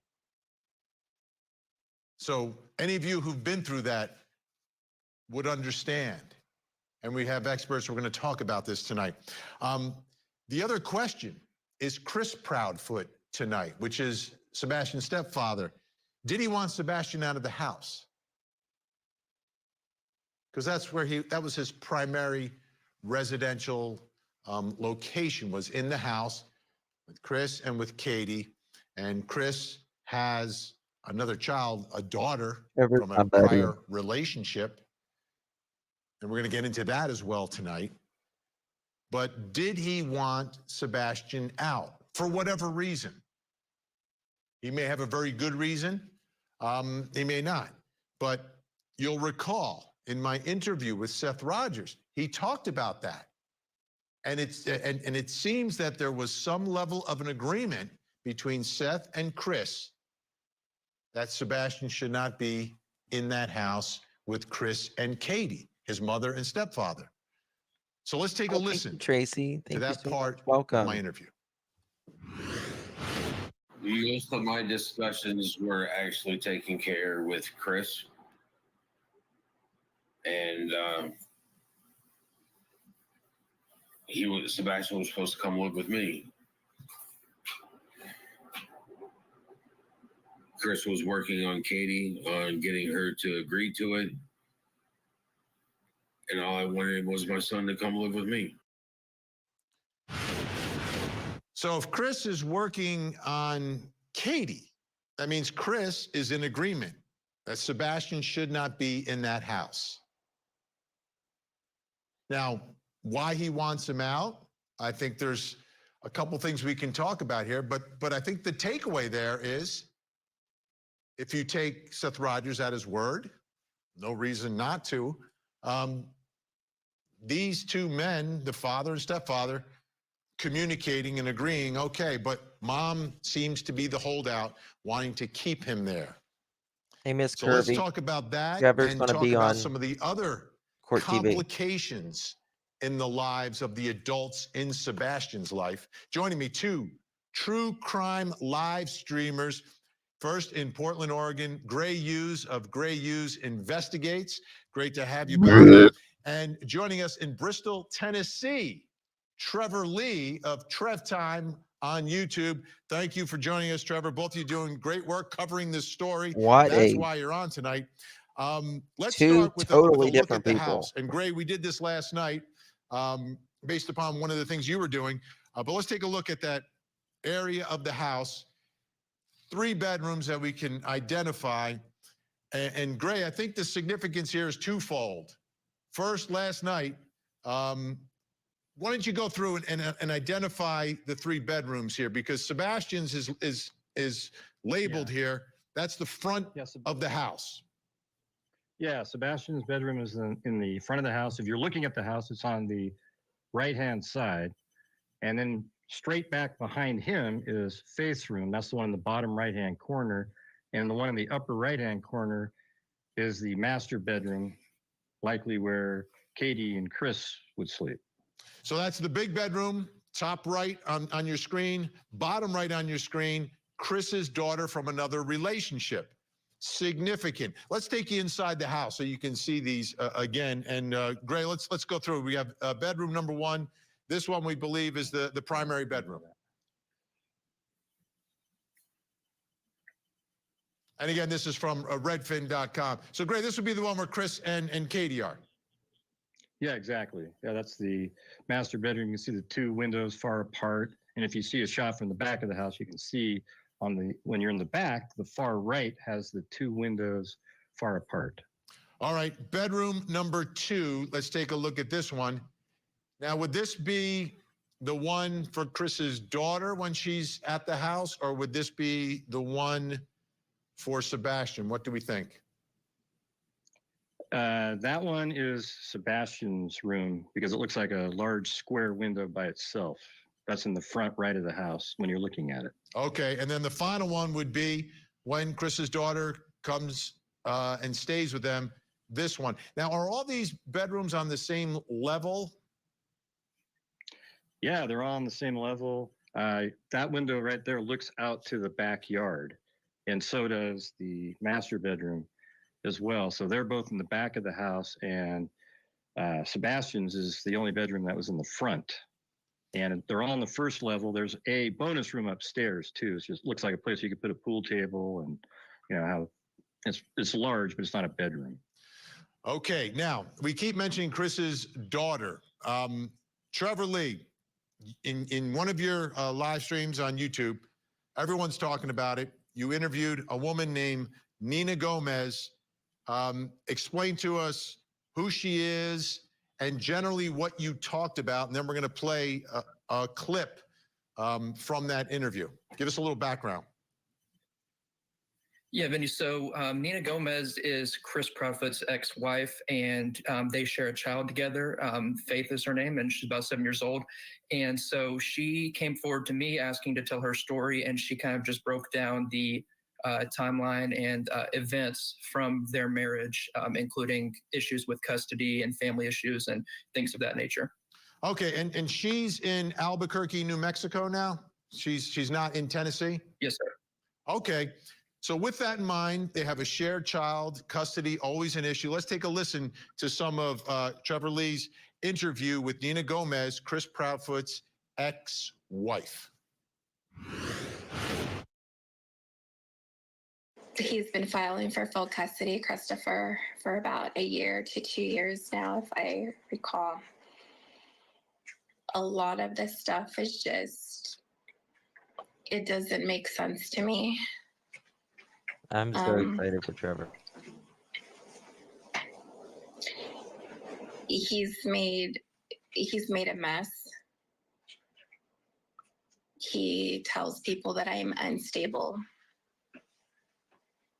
that I need a psychiatric evaluation, that I'm, that I'm pretty much crazy. It's like back and forth. It's like a game to Christopher. With Christopher dangles over my head as if she's like some kind of toy to be played with. She's not a toy. She's a little girl that has feelings and strong feelings. We can't help the fact that Christopher decided to move to Tennessee. He chose that for himself. I've never known of a person that lives in a whole different state and still dictates what you can and can't do to the other parent. He had a choice to live here. He was actually told to move here by the judge. We were supposed to go to trial March 5th, I believe it was. He calls me that Wednesday, and he's like, and I was like, oh, great, he's calling. So I went straight to voicemail. And then he had said 911. Call me. So then I was like, well, it must be emergency. So let me call him. I called him. And I said, what's up, Chris? And he was like, he's like, Nina, I gotta tell you something. And I was like, and in my mind, I'm thinking, okay, he's gonna tell me that the trial, we're not gonna go to trial, that everything is gonna be done with, and we don't need to worry, and we can, we don't need to do all this stuff. That's what I'm thinking. Denied. And then he tells me, thank you, babes. I got to be open and honest with you. Thank you, J-Lo. And then he pauses like for 6 or 7 seconds. And I'm like, I was like, what? What do you have to tell me? So then at that point in time, he tells me that Sebastian went missing. And I was speechless. I have to say, I was speechless. And then I went into saying, well, yes, Chloe, what happened? Like, how did he go missing? Like, what happened? And he said, well, he went missing between 12:30 and 6 a.m. And I'm like, it's thinking to myself, and then, that's crazy. And I said, don't you have security cameras, Christopher? I said,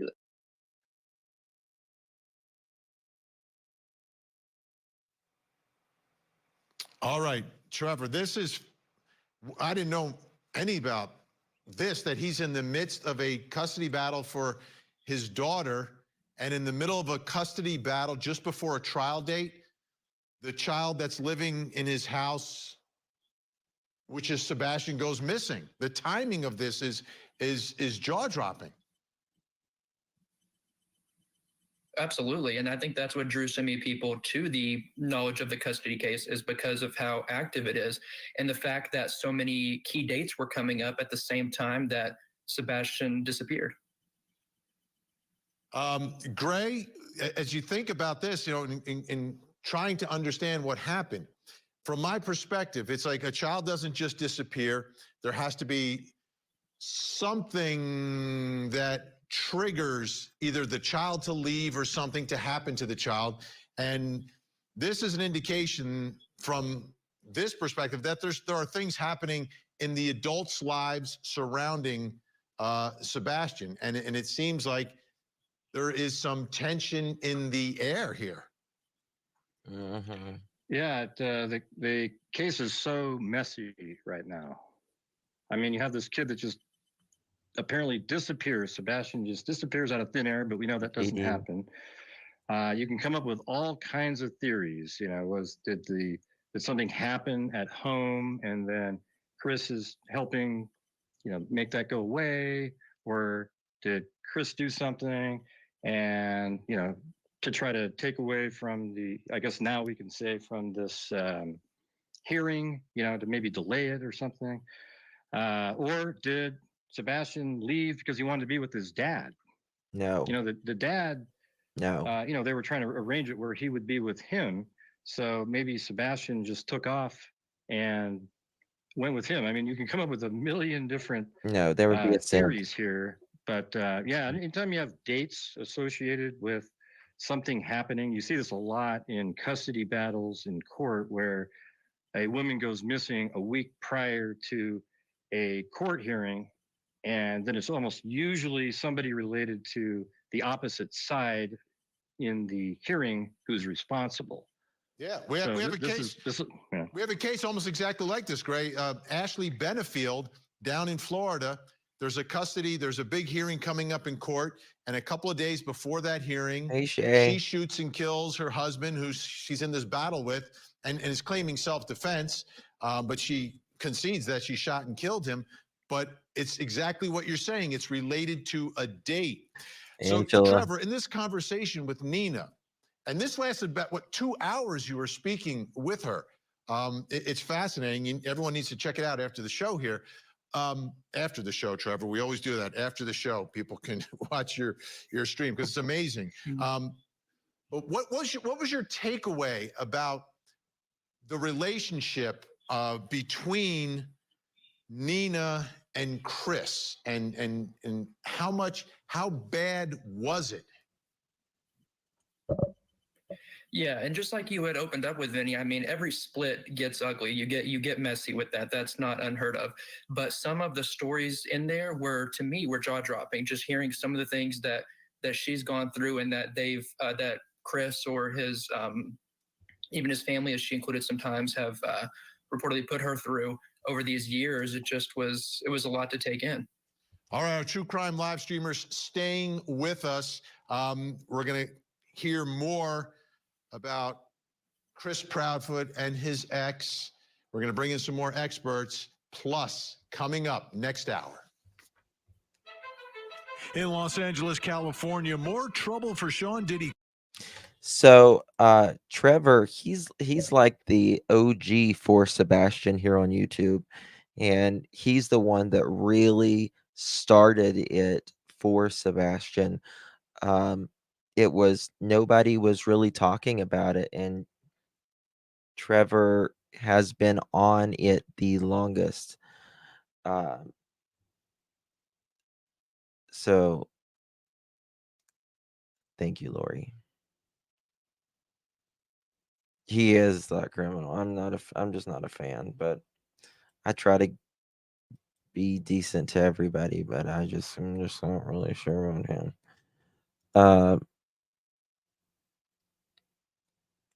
What did Green Ass say? Where'd Green Ass go? Where's Green Ass? Hey, Green Ass, thank you for that. I appreciate you, my dear. Yeah. Trevor's going to do great things. I really think he is. I hope he runs for sheriff or something of Hawkins County or something. They need a new sheriff. It's for damn sure. Thank you, Michelle. You heard the mumble. He really did. He really did get the ball going. I don't know. Like, is it going to come out? Is it going to come back after this break? Hi, Morbid. Good to see you. No, Morbid. I'm going to put you in timeout if you don't. Come on. Be nice, Morbid. You're welcome to be here. Yeah, I'm very proud of Trevor. That's how you found Trevor? Yeah. Thank you, Mary Jane. I'm wait. I guess is it going to happen after this? Like this commercial break? Oh, that's not the real Morbid. Okay.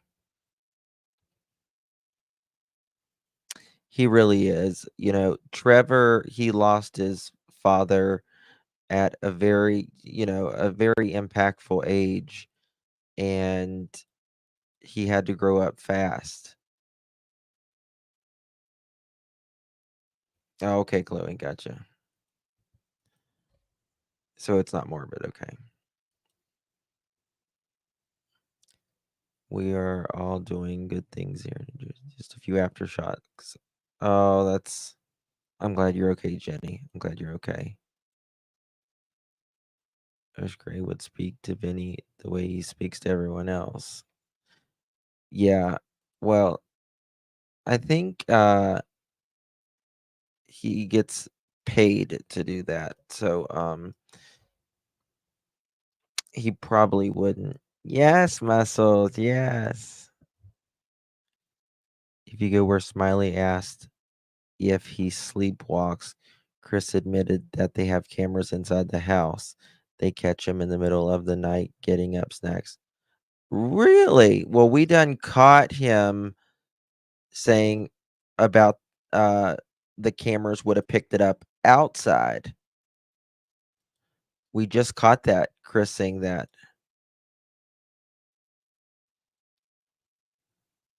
Yes, 100. He really is. I think he started talking about it, Poppy, recently. But he's just not he it's silly commercial.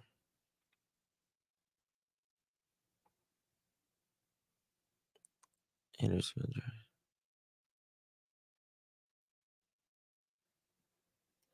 Who is it? Who did that? Hendersonville trash talking. Trevor, Seth, and JLR today had me mad. Who was it? You can say their name, Border Girl. It's okay.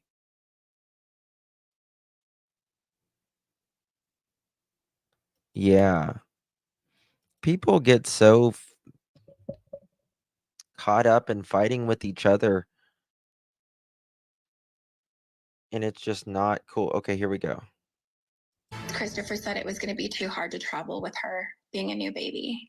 So he came out from San Diego, rented a U-Haul, packed all our stuff, and we pretty much left. That's how I ended up in Hendersonville, Tennessee.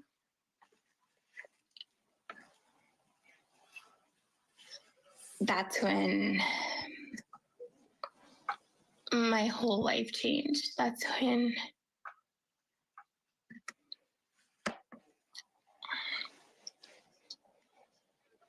my nightmare happened. That's Nina Gomez. She is the ex-wife of Sebastian Rogers' stepfather. She's apparently in a custody battle with Chris Proudfoot, who is Sebastian Rogers' stepfather.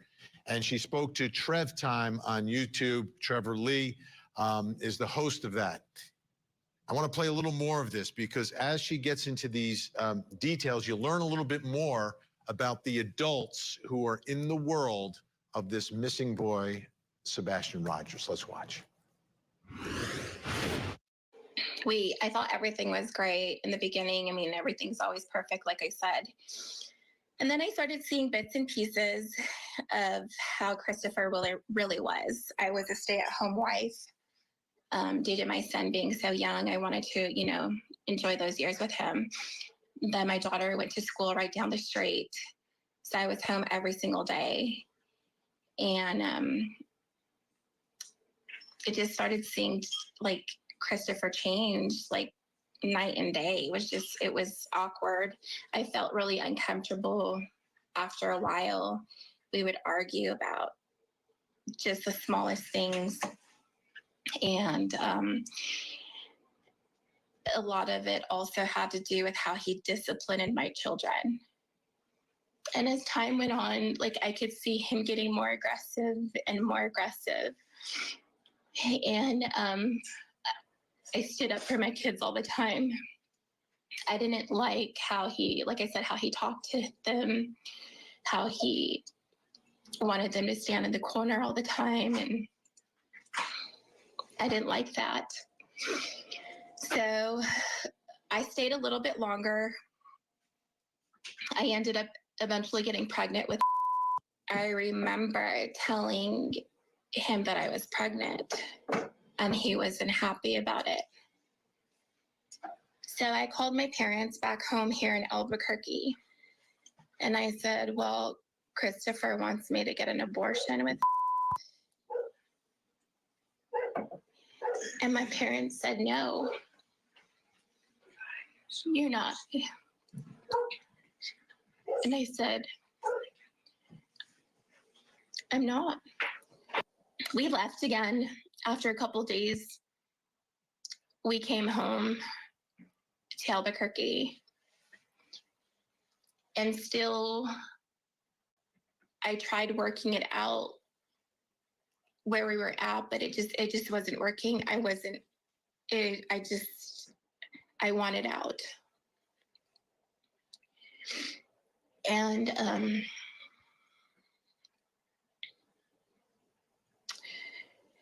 I had on my own. Ended up going back into the NICU. She ended up getting jaundice, and she went back to the NICU. So she was in the NICU, I want to say for a week to a week and a half. And that was when Kathy, Chris's mother, came out, flew down with her brother, Duran guy, or they call him Big D. They came down, and she was in the NICU. And that was when I felt like a plan was made, because like I said, our marriages it was on the rocks. And one of my neighbors had told me in San Diego, they had warned me. They had said, Nina, be careful, because Christopher is coming up with a plan with his mother. And they're planning on taking the baby away from you. And I hear a knock at the door. And I was like, oh, great, is home.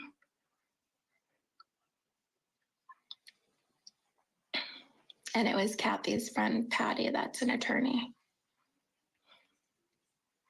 And she said, called me by my real name, Gomez. And I was like, Interesting. yeah. And she said, you've been served. She said, you have a protection order against you. You can't see. So just for clarity, when you hear the beeps, she's not cursing. She's saying the name of her daughter, and we're trying to not publicize the name of her daughter because she's a minor. And there you see that at some point, again, a battle for custody by Chris Proudfoot for their child.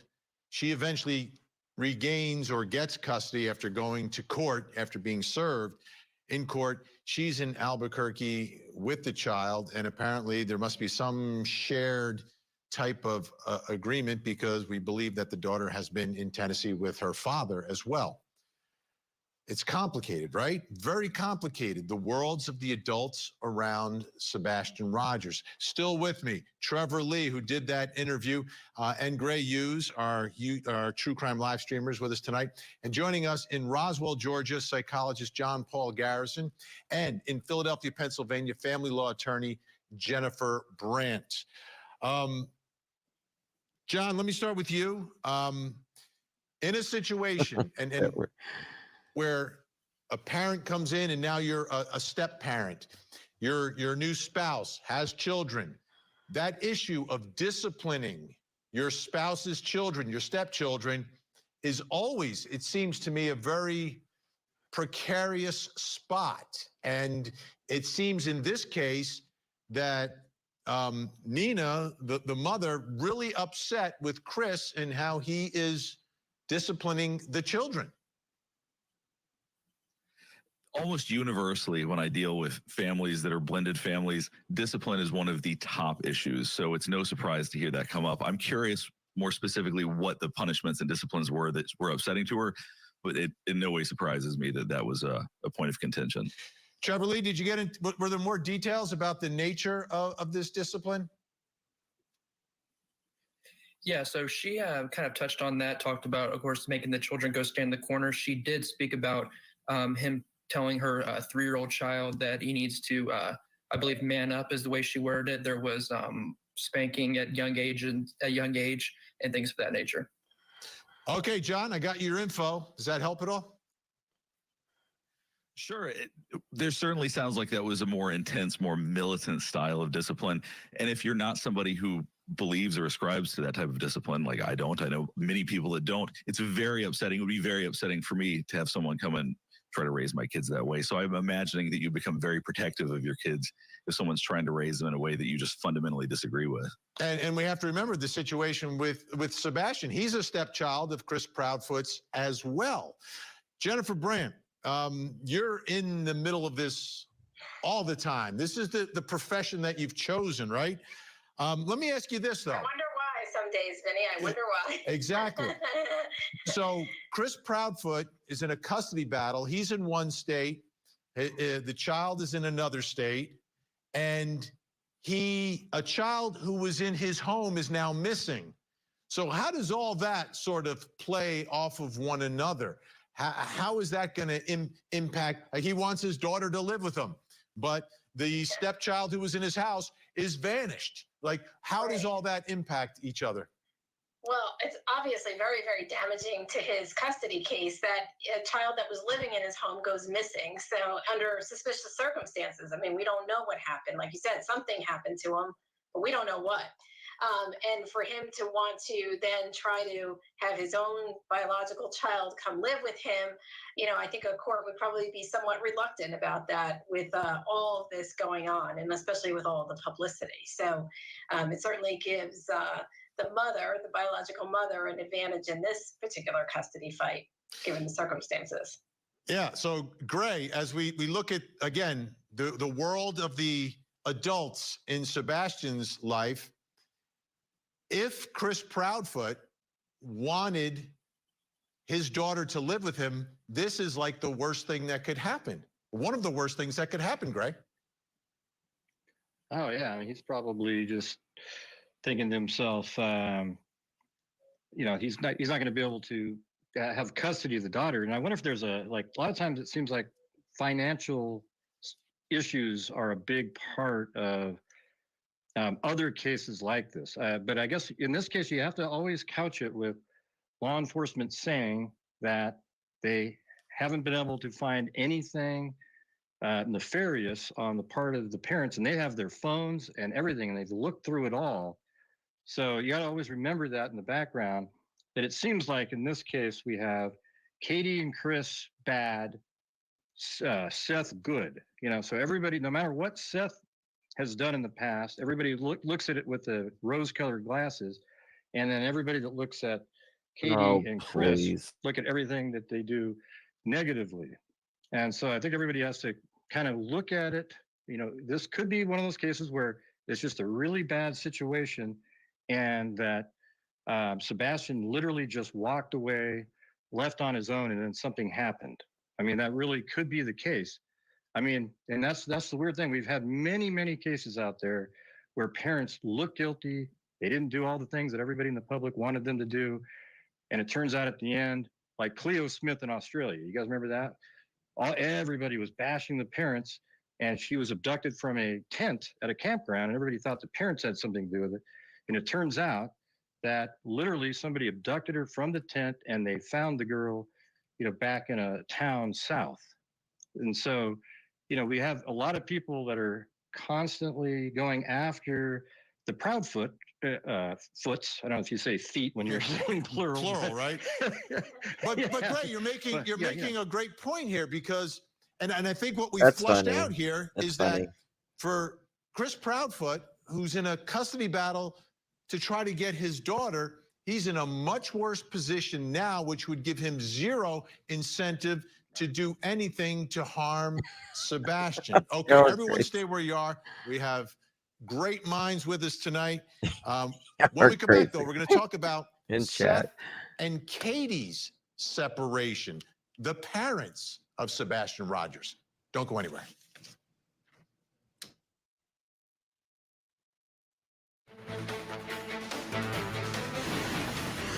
Money matters, whether you're counting pennies or counting Y'all are funny in chat. Are the Proudfoot's feet too proud to search for their kid?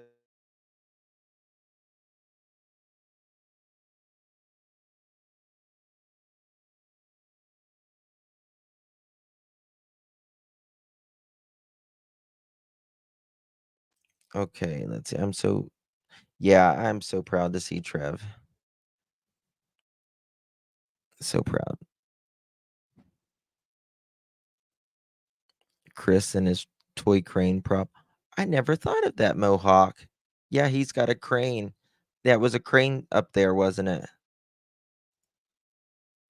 Ina has an advantage but may not know it. Go to tribal. Yes. Yeah, you're exactly right. You're exactly right. They're going to talk about, I guess, the breakup next.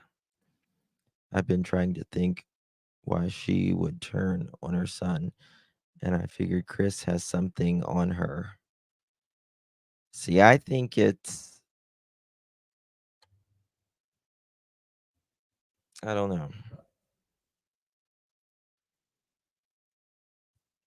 I don't know. Like, I wonder.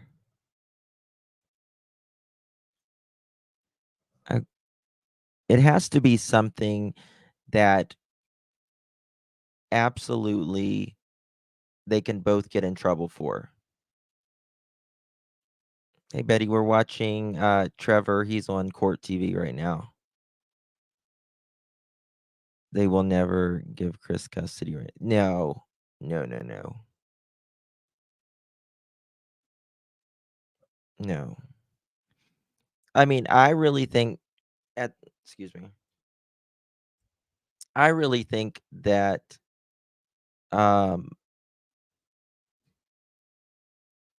what is it? Chris was home, but I think that if he wasn't, Katie could have done something just as well. Oh, thank you, Nancy.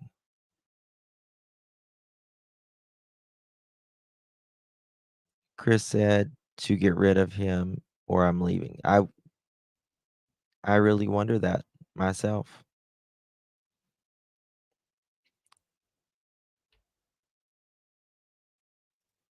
I think it's because she doesn't want to change her lifestyle. Well, that's a very good point. I don't think she probably wants to change her lifestyle either. But I think it's got to be more than that. Stephanie. Chris is the only one with marks. Hey, Jules.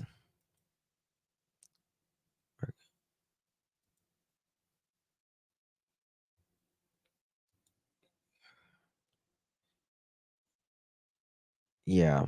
kind of. Sebastian. Okay, here we go.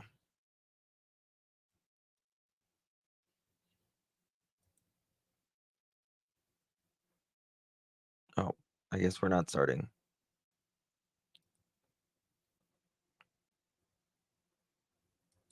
I think the CPS case came at the wrong time, and it put a hindrance on his. Then again, once again, my son, something has happened to my son under her watch. And once again, she wasn't being an adult. She wasn't being a parent taking care of an autistic child. And that's Seth Rogers on our show talking about his ex, Katie, and how he's unhappy with the way that he was parenting, unhappy with the way she was parenting their son. Now, their breakup was like, they're always messy, right? So there were allegations by Katie against Seth. And what we have, we tracked down from the courthouse out in San Diego some of the information from that court filing for the dissolution of marriage between Katie and Seth Rogers. This is from February 2016. And this is the response of Seth Rogers to the allegations of domestic abuse. So she's accusing him. Katie's request for a restraining order is based upon the following. I was, quote, highly aggressive in my mannerism, and I cursed and yelled at her, not a basis for a restraining order under the facts. I was very angry, yelling, and our son said, Daddy hit me, not a basis for a restraining order under the facts. I've yelled at her and our son and slammed a door, breaking it, not a basis for a restraining order under the facts. Generic allegations of temper issues, not a basis for a restraining order under the facts. Generic allegation of drug use, not a basis for a restraining order under the facts. So we just got these right before we got on the air, so we're still going through them. But what you can take away from this and this breakup is that she was accusing him of things and trying to get a restraining order against Seth Rogers for things that were happening in the home. Let's bring back in our guests, Trevor Lee, Gray Hughes, John Paul Garrison, and Jennifer Brandt. Jennifer, again, let's go to you. Are there times, and give us a little bit of a thumbnail sketch of allegations for restraining orders? Are they always legit? And I'm asking this because these are serious allegations. And are they something that should be taken with a grain of salt? Or are they something that, hey, lawyers and their clients don't put this stuff in front of a judge if it is false? Well, Vinny, you hope for the latter, but unfortunately, sometimes the former is true. It just depends on the case. I mean, it is serious when you make these allegations. A protection order or a restraining order is meant to protect a person from an abuser, and it is serious. And if anyone is experiencing any kind of domestic violence, we advise them regularly, call the police, get a restraining order, take action. Don't let this happen to you. But unfortunately, in some instances, they also can be somewhat strategic in that people use them and abuse these types of restraining orders to get their spouse out of the house, to get them thrown out of the house, to get them away, to get an advantage in a custody matter. So there are certain times when people make allegations that aren't, in fact, absolutely true, and it's up for a court and through a hearing to determine the veracity of the allegations and whether or not the person asking for the restraining order ultimately receives it. So if the judge believes the allegations, then, I mean, action is taken. And usually, yes. Usually, okay. Yes, absolutely, yeah. John Paul Garrison, let me ask you about these things are we keep saying messy. That's the best way to describe them and the allegations. But here we're talking about a 15-year-old. He's now 15, but he's a young boy with autism. And in the middle of all of this, what impact can that have on the child when mom and dad aren't seeing eye to eye on how you should be raised and you're going from house to house, back and forth? What does that do to the mind of a child, and specifically here, a child with autism? Any child is going to struggle with this, particularly adolescents seem to struggle the most with it, oddly enough. But a child with autism is going to have a difficult time regulating their emotions. So when you have an intensity like this, if you have a contentious divorce, you're going to have a child who potentially doesn't know how to react. And so that can lead to all sorts of unexplained behavior or self-injurious behaviors, running away. There's all sorts of things that certainly could be involved. Let's talk about running away. A child with autism. Let's talk about running away. If you're a child like Sebastian in a shared sort of custody arrangement, primary custody with mom, and do you see it as potentially like this child could say, hey, I don't want to be here. I want to be with dad, or I want to get away. And in the middle of the night, would just walk out the door? That wouldn't shock me, because one of the most important things about the human condition is that we are built to survive. And when we feel stuck, we try to escape. So it wouldn't be shocking if he indeed did try to escape, or if he left. What would be shocking is if he didn't tell anybody. I would be very surprised if he was planning on doing that and didn't tell a single person. I don't know how much social contact he had, unless he just didn't really have any, but I would think he would have told someone. So I feel like somebody must know something. Gray Hughes, looking at this scenario, right? This is, there is tension between mom and dad, stepdad. There is some tension between him and his ex. He has a daughter that he wants to live in that house full time. There is a lot going on here. Oh man, that's the thing, is like when you try to work through cases, you try to put all the facts together and come up with a reasonable scenario. But this case here has almost zero facts after we know that, what Katie says, that he, at 10 o'clock, there was a thud sound in the room and they had an exchange of words back and forth.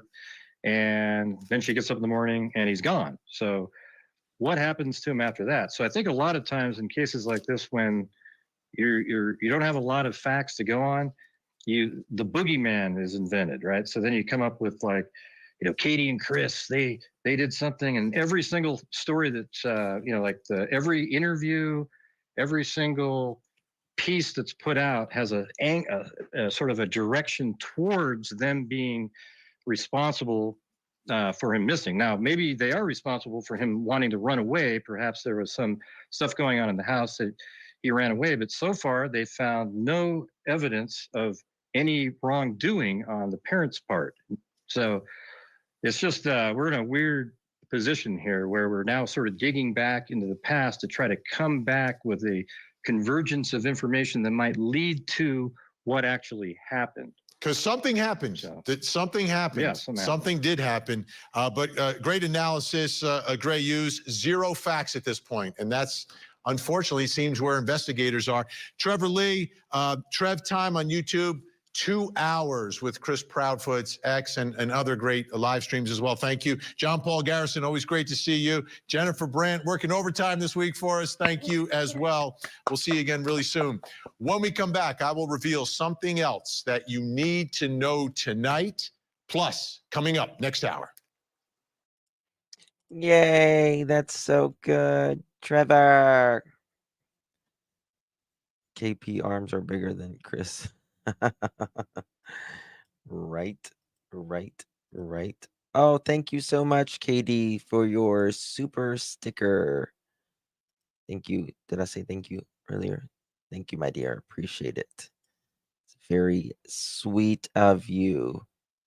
Okay, let's get back to this. All right. Now, we're supposed to go to, what was it?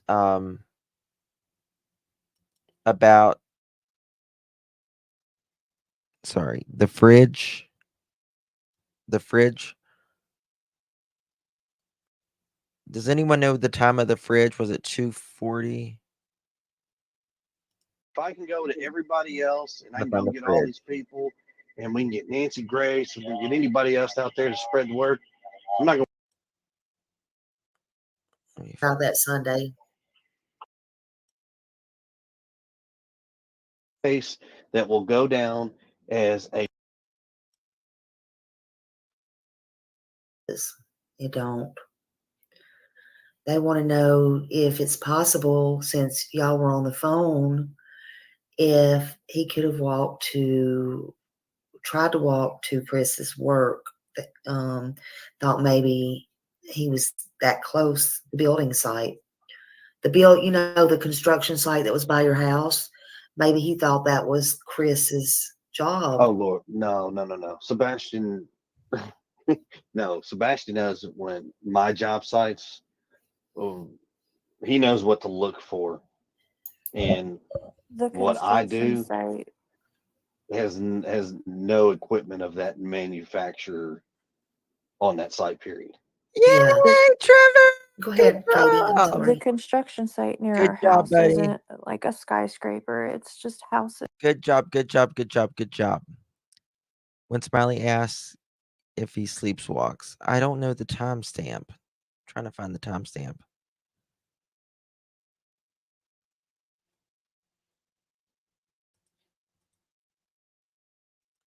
Maybe I'm way too far out.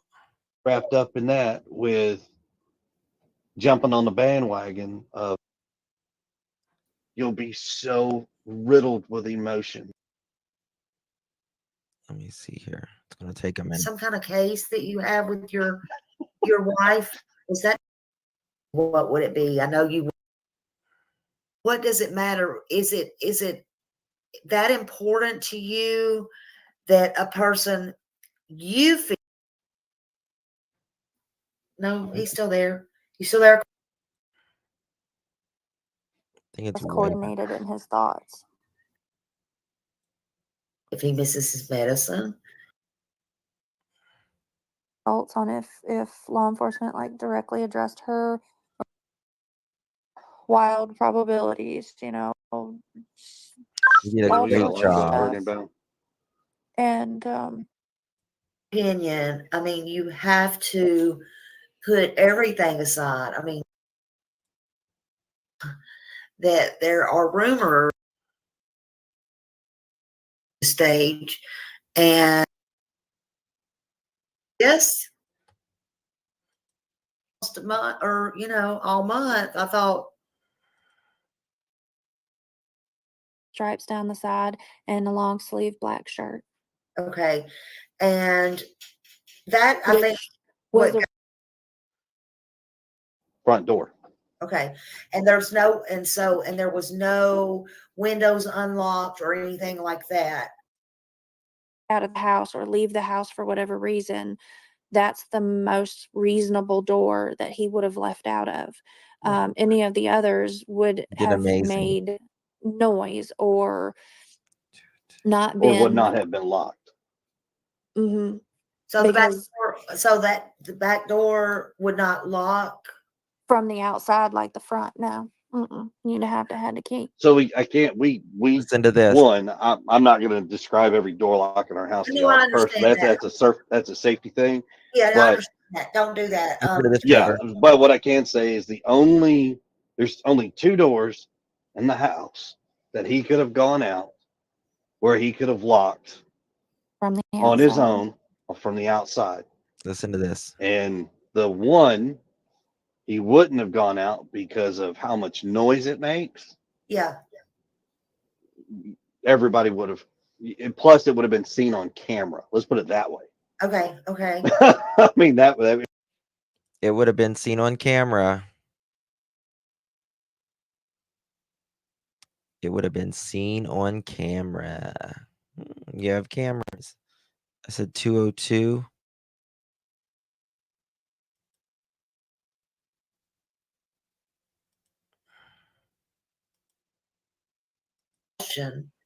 I know that the people there care. There's no doubt in my mind. And one reason that there's no doubt, and they're trying to put him first. it's not hard when you have others that have come up missing during this search for Sebastian. You know, because everybody deserves a fair shot, you know, Raleigh. Everybody deserves a fair shot to get found. And I know that's breaking everybody. He means the neighbor's house. Well, we're finding the other thing, Kathy, because he is talking about the inside of his house having cameras as well. So he's covered the inside and the outside. Everybody's heart, you know, your hearts, everybody's hearts that this had to be scaled back a little bit. But you can't give up. We can't give up. You know, and sometimes you're going to go to bed crying. You're going to go to bed, you know, no matter what people think of you, it does not matter. You're going to. Sebastian, that we love you, baby. Bubba, we're gonna find you. We're gonna bring you home. You're gonna bring him home. You're not at And I would home. say to somebody that has my son that they better let him go and they better come out because we're gonna come and we're gonna find him. We're not gonna stop and we're gonna bring an army with us. An army of support of people that are helping to look and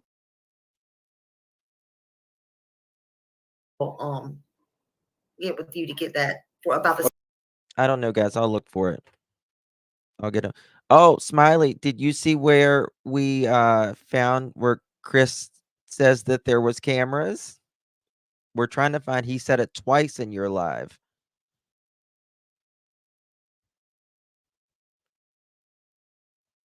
Yeah, they ain't looking. They ain't doing nothing for nobody other than themselves.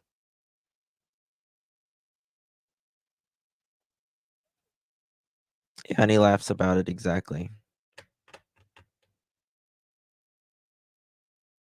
In the house.